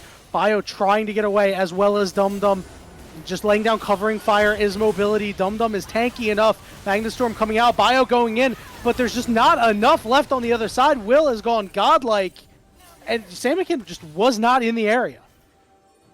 I just don't know why we're looking for those fights we're trying to protect. Aljun just killing. I mean, he still has the ultimate. Oh, he's dead. He's dead. Oh, and just a walk out on the side. Aljun goes over the wall and finds a wild Samikin, but Aljun is just full HP. He doesn't care. And they can still got the dragon. Will's going to also take jungle camps. You've got Sushi in mid lane with these 5 grubs, deleting this mid tier 2. And yeah, I gotta say, I think this game is over. It's only 4,000 gold. You still have Zamudo on this level 16, but I mean, the game's just gotten away from him. He's slowed down so much. He's now down twice without getting a single level up during all of this. He'll finally be able to catch this top wave, but now it's 2 drags. Finally, we'll take a look at the replay. How far back does this go? Is this a teleport onto? Yeah, it is. Look at this. So Sushi, thinking he's safe. Mobility's right there. He's like, I'm just going to pepper this guy. Put it right on him. Oh, he almost killed him too. That's one last auto, but we get to take a look at this team fight, and I mean, by now, it's kind of already over. Dum Dum not able to coordinate with the rest of the team. Will, we've been focusing so much on this Kale win condition and, you know, kind of the antics of this game that Will, I think, has gone throughout this game without a lot of praise. He's been able to farm up a lot of gold, and this is the Will that we saw very early on into his career when we saw him on that legendary 100 Thieves Next roster when he's on the second generation of the team. This is the Will that we saw that was really close to potentially winning Academy when he was on this Graves. He was insane, and look at how far ahead he is at this point. Almost 10 CS per minute right now in this game as a jungler, and he is so far ahead of the curve. He has 4 items on this Graves. He's just going to be able to walk up and one-shot whoever he wants. So good on carry champions, and decided Aojun may have needed a little bit of help to shoulder the load. Well, no worries. Will is there to help you out. 5,000 gold lead. You mentioned we're still in the Zamudo waiting room. I don't know if we're going to get there because it's just Will and Aljun are just so damn strong. Alk battery. It just feels like we're so close to another fight breaking out in this topside jungle. Consistently, Team Zamudo is like, we want to defend our turf near this Baron, and they consistently get batted back and back and back every time. All right.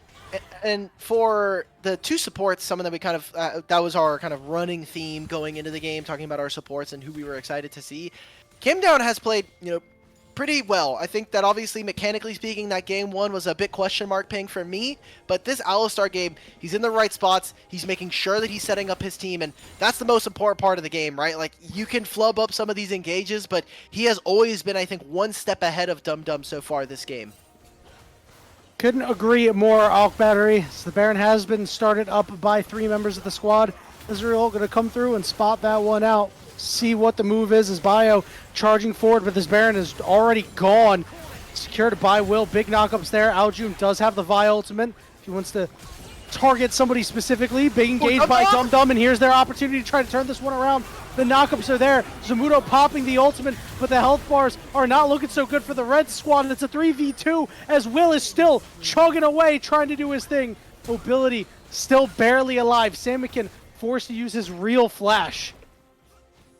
Zamudo's level 15. He's starting to pick it up on that case, but I mean, it's Baron now. They'll be able to hit with Baron empowered minions. Samikin does no damage to this Cassante. It's actually super funny to watch, and he's kind of just sitting there peppering him with paddle stars, but just not doing all that much. And Will is deceptively tanky. Obviously, Graves has a lot of hidden resistances thanks to his kit, but more importantly, I think that Maul of Malmortius is doing a lot of heavy lifting as Mobility's just looking for it, man. He just wants it.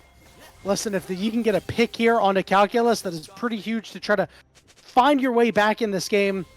Knew it probably wasn't going to happen, but you have to try at this point. He has no armor penetration. This guy, like both of the poke champions, this is what we wanted to see, but this is also kind of the downfall of this team. When you are playing poke, you do not want to play against tanks. Tanks are literally your worst nightmare. And without any penetration items, without any real penetration items, now Samikin has the Void Staff. Maybe we can start to see him deal damage alongside a Sleepy Trouble Bubble, but as is, I think they still got a long ways to go, and we said 3 items was going to be the point where they need to spike. Well, Zamudo has 3 of them. Zamudo's has to be close to level 16. Otherwise, I mean, you're kind of up the creek with no paddle. It's so hard to play at this moment with no summoner spells.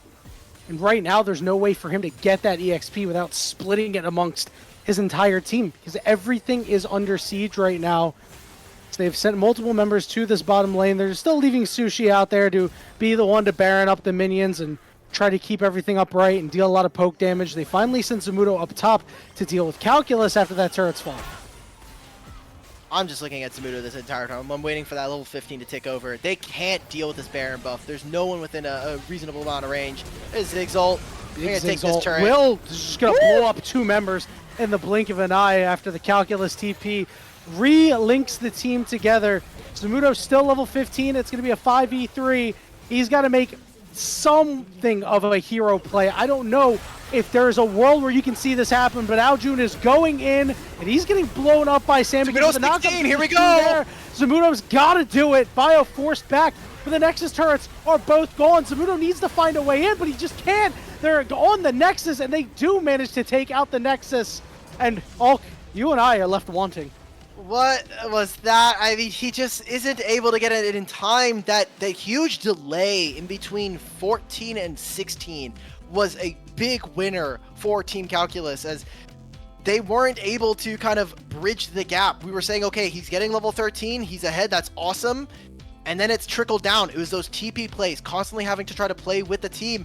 And maybe this is kind of the reason we've seen Zamudo be a little bit weaker today compared to the rest of his Combine performance, is the fact that he is kind of playing more for the team, being able to generate, but also the game is just kind of falling to pieces before he can actually play. So I don't know if maybe they want to put him on something that's going to be more supportive and something that's going to be able to operate on low econ, but as is, these last 2 games have been kind of hard to watch, especially if you're a Zamudo fan.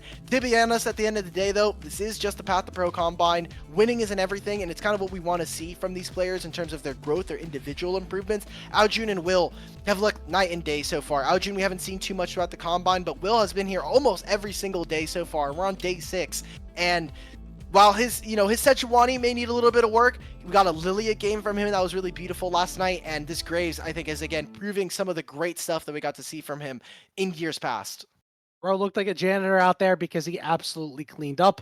Love that you hit on the point about Zamudo, because in the end, as you mentioned, it is all about growth. Seeing these players go the extra mile and kind of flesh out their skill sets other than what they're already good at, right? You're going to put him on carry champions because he's comfortable with it. Okay, now play a little bit more with the team, see what you can do on those. And as you said, just was not coming together. Really well played once again by Team 2, as they were able to weather the storm of Kale getting 3 early kills and having a very clean laning phase. Did a great job disrupting all of that. Once again, going to hit another short break as the teams are going to step aside. They're going to go over reviews and see what was good, what was bad, and what was ugly. So we'll be back in just a little bit, and we'll give you the final draft of the evening once we return.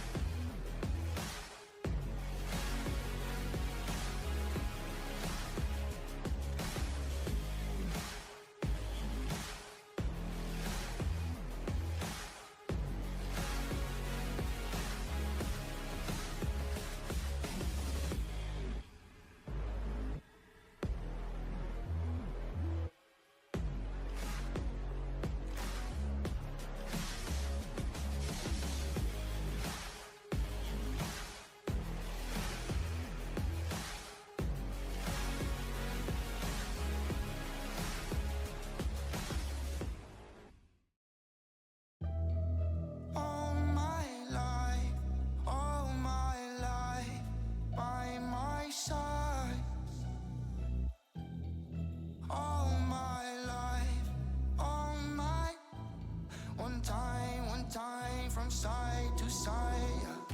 Without you by my side, my side, my side. Without you by my side. One time from side to side. Peekaboo, I see you, peekaboo, I see you. Looking at me, looking at you. Hold up, where you going? What you doing? Who you seeing? What you need? What you want? I said, without you by my side, my side, my side. Without you by my side. One time from side to side. Without you by my side, I can't go outside. Without you by my side, I can't go outside. Without you by my side, I can't go outside. One time from side to side.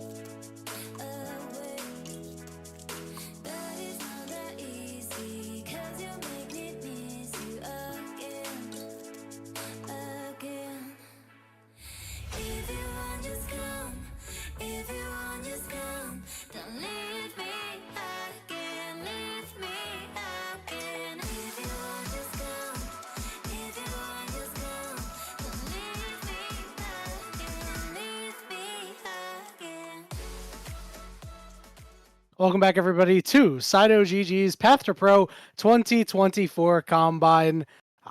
Good stuff out of everybody so far. We've had two games that it's just felt like it's teeter-tottered a little bit. We saw the Kale get ahead early in the last game and then not win in the late game. It feels like we're in the Bizarro world, Hulk. They were looking in the mirror. They're like, okay, it's actually an Australian Kale. They were like, okay, we got the early game down, and in the late game, my Nice exploded. We skip a couple steps in between. So it's unfortunate. There were some really good highlight moments from that game from Zamudo, and I think Mobility's really held it down. But I think we're just not really seeing Samikin and Bio get it down. And even though Samikin was on his signature champion, there's just not enough tanks. You really need to build a very robust front line when you are playing this champion. And I think also, unfortunately, DumDum, someone that I was excited to see after their really great games yesterday, just still having a problem of later on in the game, how do you find picks? And either it's DumDum getting picked individually right before a big fight that is a very big problem, or just not necessarily being there with their jungler or with someone who can actually be a big playmaker off of their engage. So it feels like DumDum is unfortunately wasting a lot of time in game. There's so many instances where I wish that there was someone else that could be there, and if no one else is there, then that means that you're in the wrong spot, not necessarily, your opponent. Yeah, it's been a little rough to watch, especially after that really good first laning phase on Rakan into the Leona, where we were like, man, DumDum is just having a phenomenal game. And then it kind of tapered off a little bit. We pointed it out, and then once again, good laning phase. Not as good this time around, but it is Ziggs versus Ezreal. You weren't really missing out on too much there. But then afterward, it's been hard. They've been very much lost. It feels like a lot of the core of Team Zamudo has been a little bit lost in the mid game. Gonna look to see them turn it around. But I have to say, if Samikin can't get it done on the Zoe, I want to see some of these more meta-centric picks come out. I want to see him maybe play like a Syndra, maybe play an Orianna, something like that. I know it's not exactly his wheelhouse, but would like to see him expand the pool a little bit more. He always gets an opportunity to play his Zoe, but in the games that he's going to play in NACL and beyond, I don't think he'll ever get that champion again.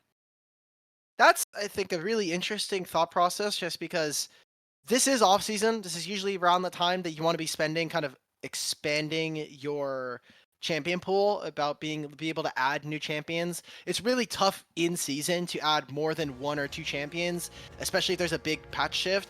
And while Samikin has been okay at the control mages, I do think that he might need to open up how he's playing his mid game. His laning phase has been okay for the most part, but obviously a big part of not only obviously winning games, but I think a big criticism of Samikin was they did feel a little bit lost around the map in multiple of these games now. So it is only day 6 of the Combine. We've got 3 weeks in a row of games going to be played. So eventually over time, hopefully he'll be able to kind of get that underway. You have great tutors, and there's been a lot of players who have been really utilizing so many of the coaches. I think I want to give a special shout out to people like Ido, Deos, and Draxter. They've been doing a lot of individual review.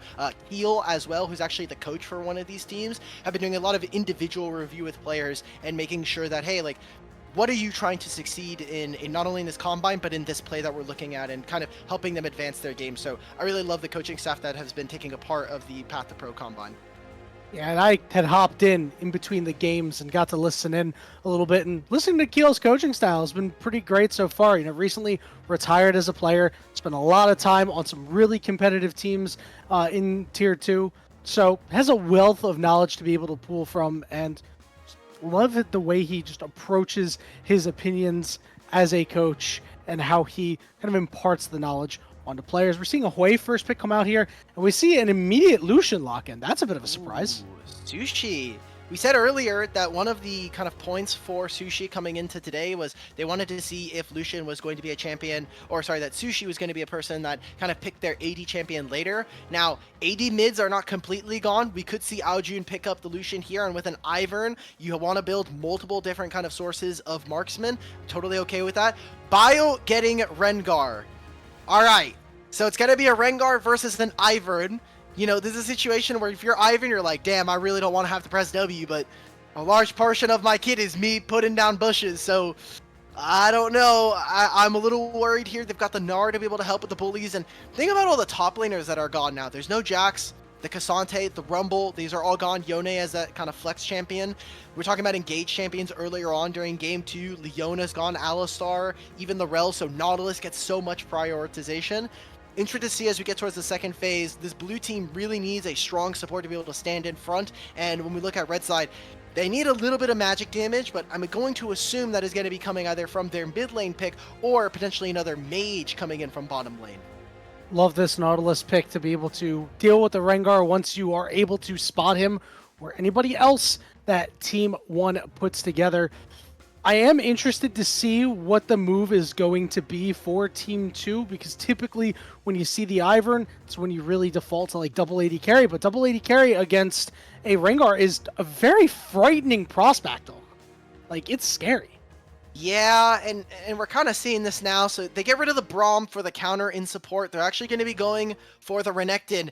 This is what we wanted to see. Last pick here for Sushi. What mages can you be cooking up? I know that the Ziggs is gone. All the AD carry play for all of my fellow AD carry players that are out there, and they're like, the only mage I'm going to play is Ziggs.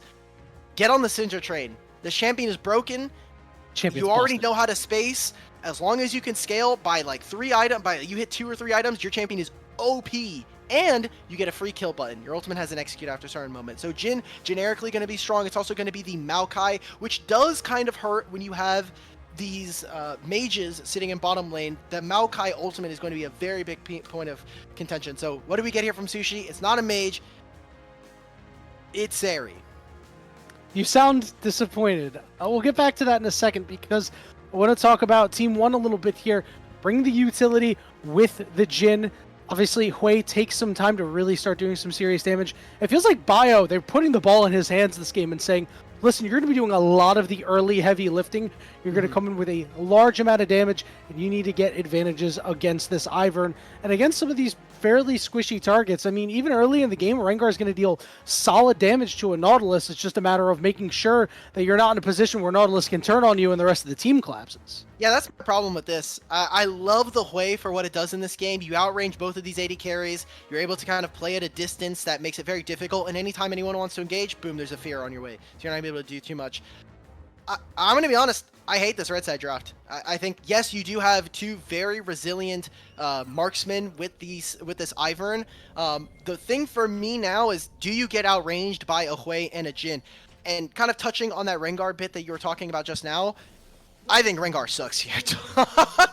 Like, Rengar can, yes, he can get assassinations, and if he gets ahead early and he's able to be like 7 or 8 kills by 15 minutes, then yeah, sure, he's going to be stomping this game. But you come into a game where you're even or just slightly ahead, even down a little bit of gold, what do you do as Rengar? Rengar jumps in, there's an Ivern shield, there's Renekton stun, there's all of Nautilus's kit, which Rengar hates, and they just land this immediately! Oh, they're going right on top of him. Bio is screwed. It's going to be first blood going over to Kim Down.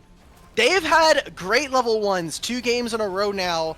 Bio not respecting. That's why when you are looking to try to pretend like you're going to be either invading or whatever, you just sit in the banana brush. Just sit in the banana brush that's sitting on next to the river. This bush in the middle of the lane between river and mid lane is so bait, because you either have to walk into someone or you have to just use your flash. So now this is 2 games in a row where we see the red side Dr. Calculus team get an early kill before minions spawn, and while there isn't very many summoner spells used, it's just the Ignite coming in from Kim Down, is a great start for them. They got the kill, they made sure that they're in a good position, and more realistically for me, is getting sight of Rengar early. Let's see, it's a little bit more fighting in the bot lane. Zeri, kind of weak early, so good trade back here from Mobility. And one thing that we didn't really talk about when it comes to this Ivern pick, it's Will on Ivern. This is a champion that you really don't see him play. A champion that's not really in his wheelhouse. As a hook goes down on a Mobility, these guys are getting mighty low in the bottom lane, Ulk. Okay, so it's very interesting, right? Because when we talk about Will, we just saw him on a carry champion. We've been seeing him on champions that have a little bit more agency, and that's when we've seen this team succeed. But I mean, his Ivern, I got to see it, I think it was yesterday, or I definitely have seen him play this champion before. I think it was definitely yesterday. We got to see a little bit of the Will Ivern.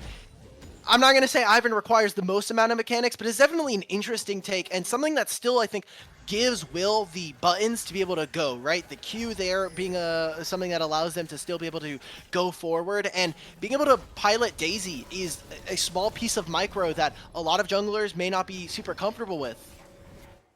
Yeah, 6th Man of the Year award, Daisy. We know how important that ultimate is. It's essentially a 6th champion, so it's something that you're going to have to be very aware of in these fights. I'm going to take a slight look at the mid lane here with Aojun doing a good job in the CS department. He's generally been getting the better of Samikin, and in a matchup where it is said to be extremely favorable, at least in the early game, we all know how punishing Lucian is in the laning phase. Samikin will have to try to hold on for dear life. Ooh, Aojun going for something of a different build here, however, picking up the electrocute, so really wants to be very, very dangerous. Now, they didn't get too many wards as to where Will is, but seeing the siege shield there, you should know, okay, he's on the bottom side of the map, and this could potentially be two scuttles going over to Rengar. Bio immediately is going to be meeting Will in the river here. He's going to get collapsed on, however. Yeah. No mana from Aojun Aojun. Here. Yeah, just kind of waiting the dash, but Bio uses him to leap and then leaps on top of him. Samikin trying to help out, getting a big shield out to Bio. Aojun trying to kite it out. The rest of the team is here. No. Aojun's ignited as Dum Dum is able to secure that kill. And mobility on the backside here. Samikin ignited and will fall. So will Dum Dum. And Bio can't rejoin this. And now it's just a cacophony of errors coming down here as everybody's sliding over. Sushi with a double kill. Sushi's got a triple kill in his eyes. All right, open up the game, guys. Like, what are we doing? Why are we going for that? Bio, you're ruining the game. Brother, I'm so sorry, but you're just making the game so much harder. Aojun has no, like, I get it. Aojun has no mana. Maybe you're trying to look for something, but just let Rengar die. Dum Dum uses all of their summoner spells. We see that Jin even used their flash, and now, because they were able to catch Bio, he just dragged his team into this play. We're going to see this replay. I mean, what is the point of this? Hui has mana in mid lane, he can move. Bio knows that he loses push in mid, but he just does no damage. You're a Rengar that hasn't... Yeah, like, you could just leave right there. Samikin doesn't do anything. I will say, Samikin misses almost every single ability in this play, which is not great, but look at where you are. Zeri can very easily jump over the wall. Zeri gets almost all of these kills as well. Yeah, and this is sunk cost fallacy at this point with mobility. Like, maybe I can do something here. He's going to flash toward his teammate, and it's like, hey, we can maybe do something here. And it just never comes together. So it's 3 kills for the early game terror known as Zeri. Very much, expecting to get 3 kills in the early game, right? Listen, this isn't a million patches ago where she's strong in every phase of the game. You know, I'm kind of thinking about it, right? Like, when we think about Zeri, she's typically someone that does have a little bit of a shorter attack range. She has 500, Jin has 550. But when she has her passive upgraded, or when she has her passive, she does get a fair bit. And her Q as well is 750. So she's a little bit longer than Jin, and so she can interact with this champion in ways that maybe some other champions wouldn't be able to do so as well. So it's always really funny. And now that they have 3 kills, you already have the boots. This champion is just going to rip and tear through a backline whenever they need to. We also have the grubs here. Big play here for the side of Dr. Calculus, as if they can get this going, they can get 6 grubs with the team on Renekton. Well, they're going to try to take out Zamudo here. Zamudo has his flash available. He will burn it. He'll be able to dodge out on the route. But he will not be able to dodge out of Dr. Calculus's flash and slice as Zamudo gets diced up. Okay, and that'll be the early grubs. That's what we wanted to see. Bio starting up on this dragon. Very, very important, as, I mean, getting 6 grubs as the Renekton team, obviously a big point of contention. You want to try to leverage the fact that this champion usually wins a lot of matchups. At the very least, can push a lane very fast thanks to having empowered Q. And by making that play top lane, they not only get the flash from Zamudo, it causes him to teleport. They'll get 3 grubs. They can get 6 grubs, however. You're going to have 2 marksmen sitting with an Ivern and getting ready to knock down on turrets. That's a huge win for them. While you don't have the longest range AD carries in the world, it also helps them out too. Once they get free time on turrets, because it always happens, these guys are going to be taking turrets out like they're Tristanas, right? Like, just absolutely rifling these things down with their auto attacks, even if they manage to get 3 more of those. They did do the dragon trade thing, so you get something back if your team's Zamudo, but it is very, very concerning to see how this early game has gone. Back canceled. And he was looking for something. He was trying to steal away some camps, or at least spot out where Will was going to be. They knew that they made that play. And I actually kind of like what they did. They did the handoff where they give over one of the grubs to Dr. Calculus. It's a bit of experience to try to keep him relevant in topside, since he's spending a lot of time there helping clear the objective. And also, Will just gets to walk in, steal some of his camps. He gets to steal a blue buff. He summons the ultimate here in mid. I don't think they're going to be able to get all that much. Yeah, oh, wait a Fear minute. got used, and they just blow him up because Daisy came through with the knock-up, and unfortunately, outside of a Fear, Samikin can't do that much to keep them away. Yeah. This is such a tough spot now, as Zumuto really needs to be able to eke out every single advantage. Yes, he got solo killed, but both of these top laners now having the plated steel caps, he still has, the mini Gnar here and available. The hyper procs are going to be able to help him so much. Just being able to slowly whittle away at Dr. Calculus's HP bar. And you see, look at how they're moving already. Kim down, moving towards top side here to protect, because they know with the wave here, there's a potential they could look for a crash. I suppose the good news for Team Zumuto is that there are shutdowns available on champions that are not super unkillable yet. If you want to take a look at a silver lining like that, Bio finally hitting level 6, so he does have the Rengar ultimate available. I mean, we have to grasp onto something here if you are Team Zumuto, because you are down 3,000 gold sub 10 minutes. It feels like they've fallen down a mountain and they cannot get a foothold to brace themselves and pick themselves back up. Part of just having to play a fearless draft, but also something that I've heard from players, and I was talking about this yesterday on the show, was that usually by game 3, I'm going to hold that. Dr. Calculus trying to look for the all-in. Doesn't land the stun quite yet. He has also a big wave here. Zumuto has to be careful. They do know that Will's on the bottom side of the map. I was going to say, game 3, by the time you get there, some players are just not super focused. That's why we've been seeing them kind of experiment with some of the scheduling. Usually at the beginning of the Combine, they were going to try to put like Worlds Drafts or the No Vision game that we saw at the very, very beginning of the Combine as the third game. But some players were saying, well, I put a lot of effort into making sure that I'm staying focused, that I'm eating well and sleeping well before the Combine, but having to stay focused and kind of locked in for about 3 hours, by the time they get to the third game, they're a little bit fatigued. And they're not obviously putting in their all. This is just a Combine. Win or lose doesn't actually matter. It's about the improvement that they make over the next 3 weeks. But I will admit, by game 3, they have gotten testimonies that players are just a little worn down, just a tiny bit. I love that you brought that up, because it can happen in a best of 3 or even a best of 5, but typical best of 3s and best of 5s are very different. There is active learning going on in these games, which will tax their brains harder. These players are trying to do things that may not be exactly in their wheelhouse or require higher levels of focus. It makes it so much easier for them to kind of slip into some potential poor habits or losing focus and making some sloppy play. So it makes a lot of sense as to why we're kind of seeing this third game play out this way. All right, guys, I have terrible news for you. What's that? Will, who, when you are playing enchanters, your champions are typically going to have more items just because they're cheaper. Usually on enchanters, you don't get a ton of gold, so you have to have, they just balance it by having items that have pretty good actives or pretty strong effects, but are typically cheaper. They don't give a lot of stats. And Bio has picked up Serpent's Fang. So Serpent's Fang is great for this game because there's a couple champions that really utilize shields. Obviously, Ivern's a big one, but going for a lethality item like this, I think Ivern's also not a champion that really applies this particularly well. But wait a minute, see now, Dr. Calculus. Yeah, Dr. Calculus, great timing on the stun there.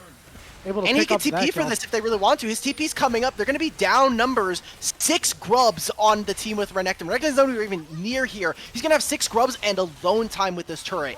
Such a good job from him being able to find that kill. Unfortunately, mobility kind of falling asleep at the wheel there and just falling down.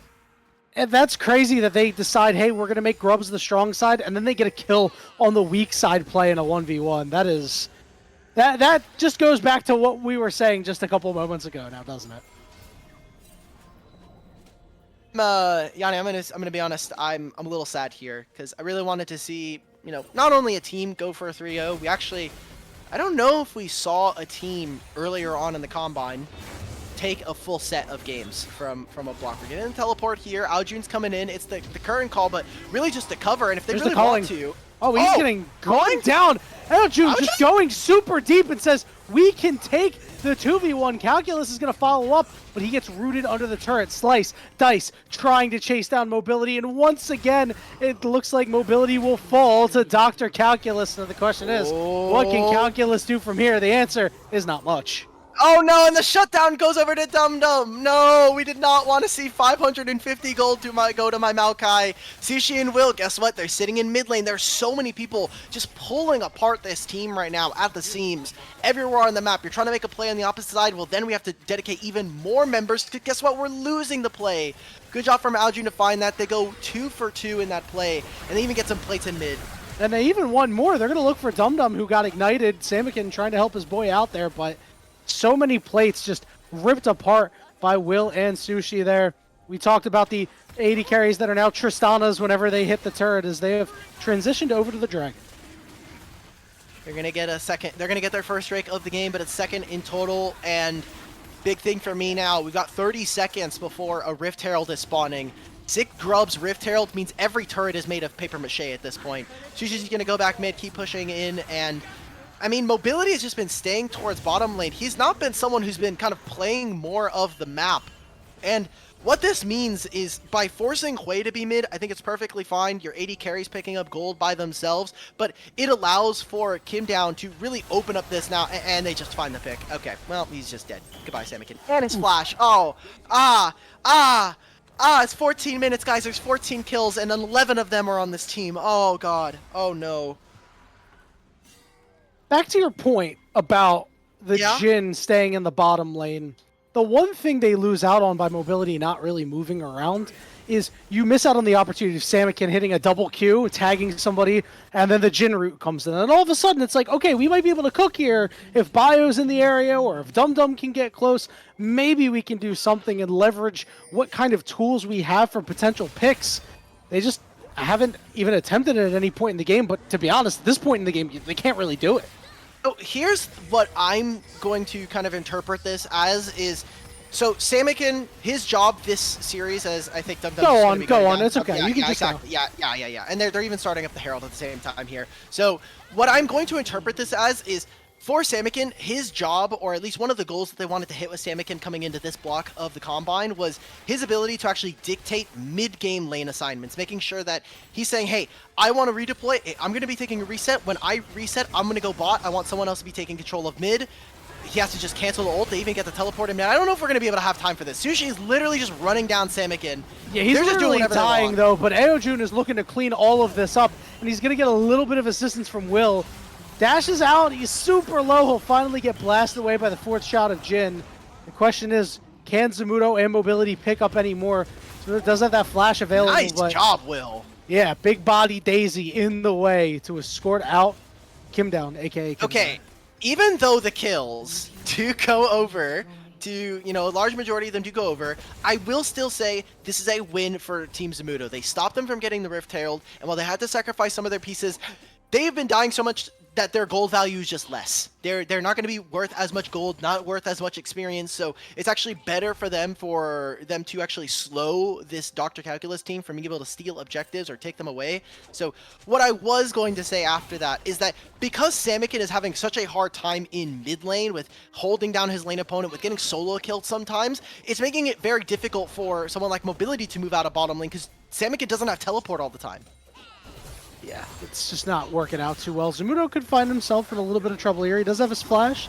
He does go Mega here, but Dr. Calculus is going to burn the Dominus as they are looking for a kill. And so I think Zamudo has realized that he is pretty cooked. They'll try to hop away, but he is heading into the wrong side of the jungle with no assistance coming. It's just a matter of time before they take him out. If you look at picture-in-picture, burst damage onto Aojun, trying to hit the fadeaway calling, doing what he can to stay away. But he will fall to Samikin all the same. And coming in mid here. Oh, constant fighting. Constant fighting going off. His Mobility trying to do what he can. Grasping Root's going to come out, but I don't even know if they'll catch Kim Down. Well, they caught him, but he managed to get out. Yeah, Sushi's looking for his angle. He has no flash, no cleanse, but very easily with this ultimate, if they find something, Kim Down does have the ult ready and available. They're just going to keep control of mid, take the wave high, and then look for a play here. Oh, that goes right on the Mobility.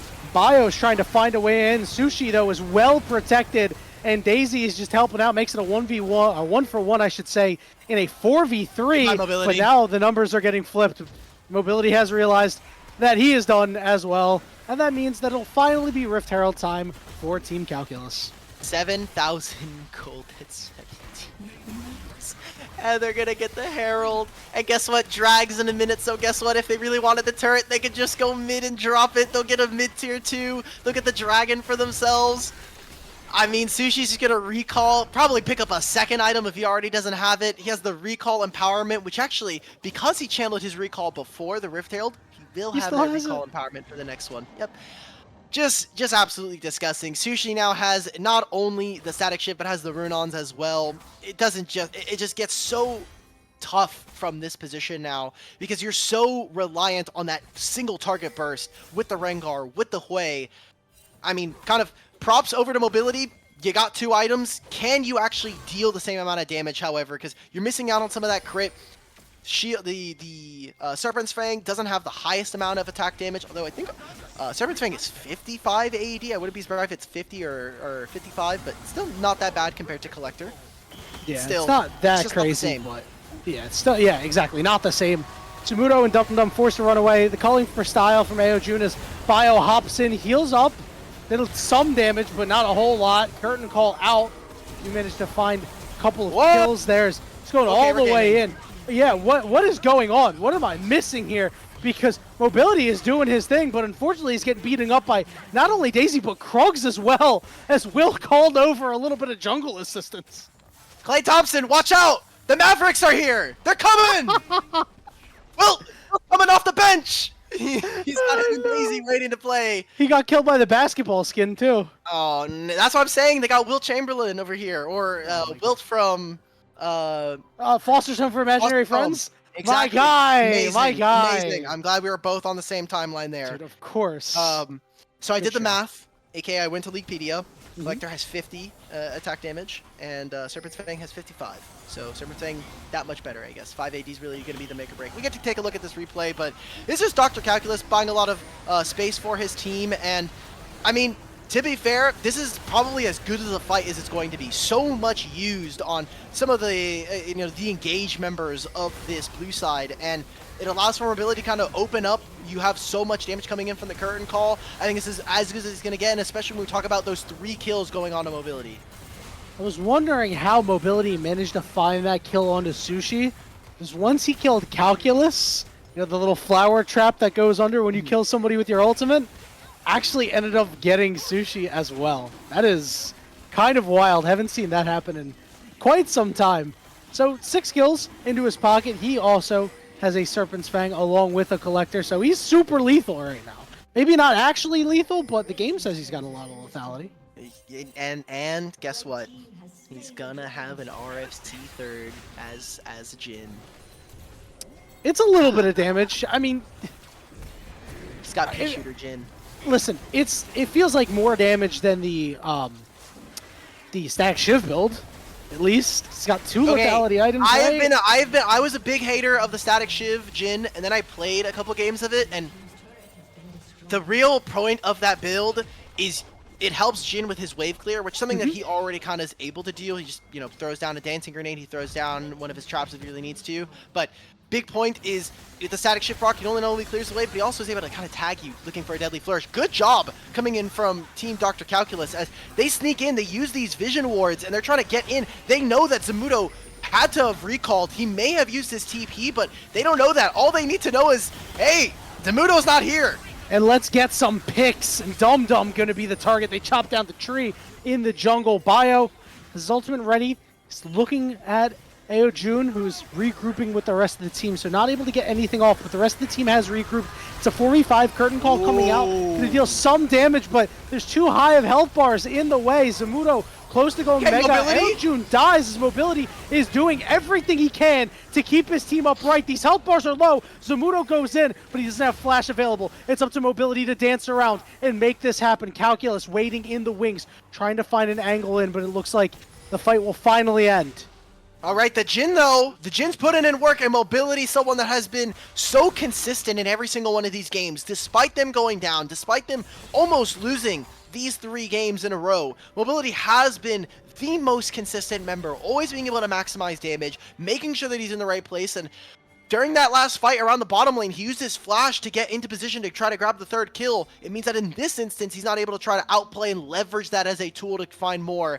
As we take a look at this replay here, it's a lot of picks. It's Kim down just saying you're not allowed to step in this area. They don't know where the rest of them are. They're trying to stop Rengar with this ultimate, but I mean, just because they stopped them off the Baron, this is another instance where I'm saying I think this is a win coming in for the blue side. They stopped them from being able to take the Baron. They stopped them from earlier being able to take the Rift-Tailed, and while they did trade some of their lives, they're already down gold, so it's more important to just try to get summoner spells and try to find value where you can.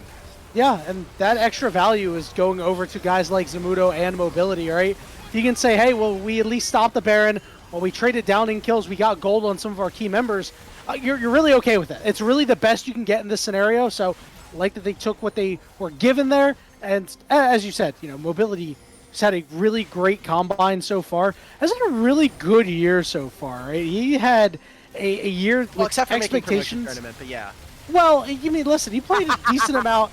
Listen, he played a decent amount of NACL games, right? Which is definitely above what I think the expectations may have been. Samakin gonna get knocked off, and oh, the blast plant!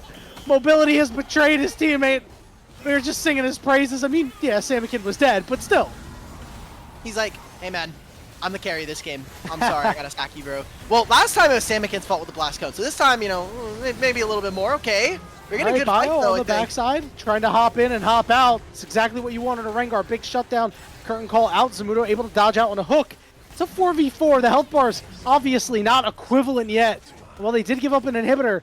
It wasn't any worse than the last. It's 8,000 gold. It's still 8,000 gold. I will say they still have it. If Will had not gone down here, I very clearly would have expected them to, at the very least, after this inhibitor, try to go for the Baron. And right now, you're seeing they're taking their resets. You got a minute before the drag as well.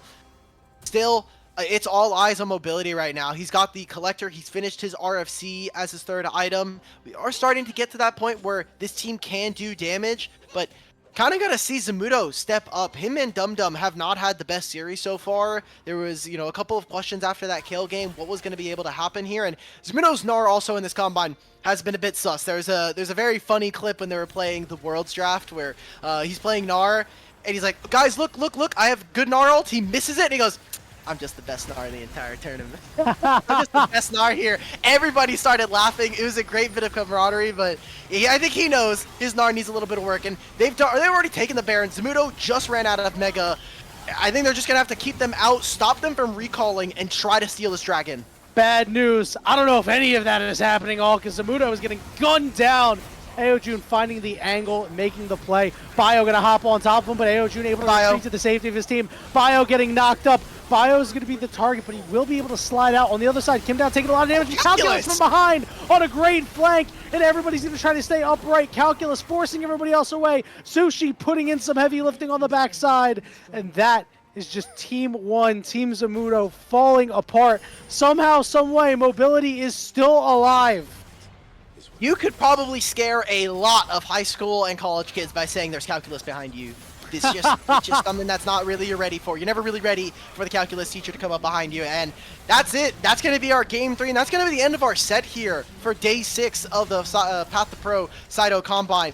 A fantastic job from these guys as 3 games back-to-back being able to find wins. And for the most part, I will say, somewhat in similar fashion, 3 games of Will and Aojun having really standout performances, Kim down being in the right place at the right time, and I think Sushi himself having a good enough having a good enough games in a lot of these. Sometimes he would go down, but I think Sushi kind of showed off a little bit in these instances. I'm really proud of this mid-jungle from this team.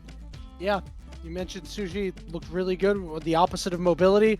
You know, that's a pretty tough player to go up against, so good credit to all of Team B. Aojun, you know, again, just fantastic day. Really looked like a world beater out there, in my opinion, at the very least.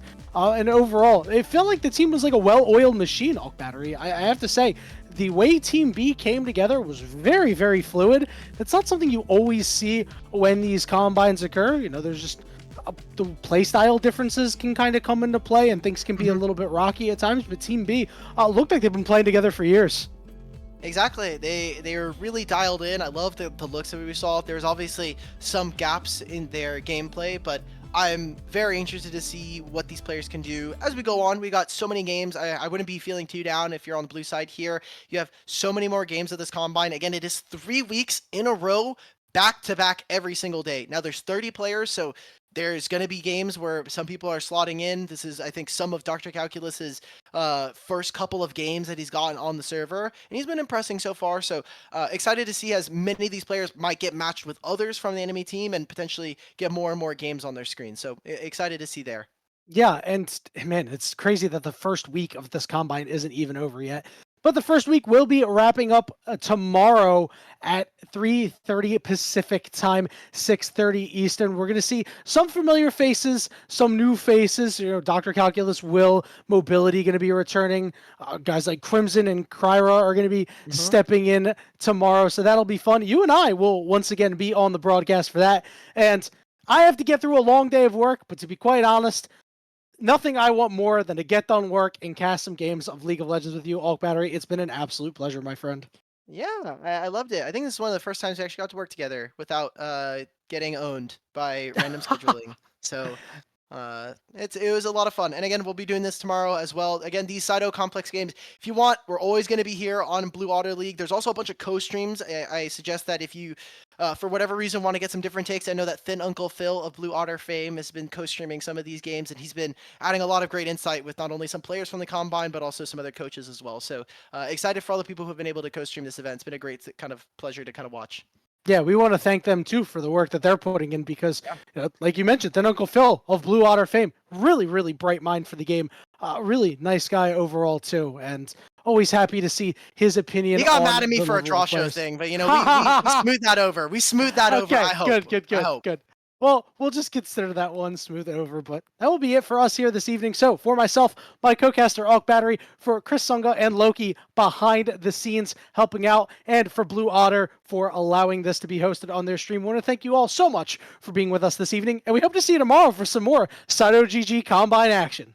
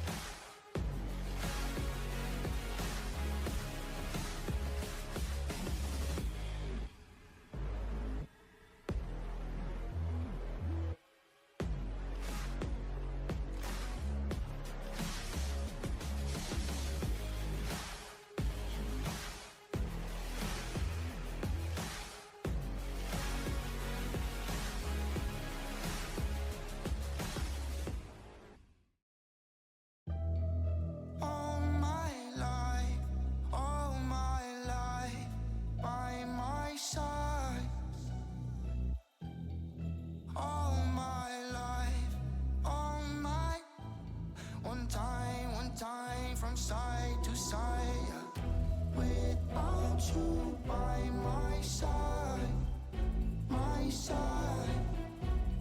side, without you by my side.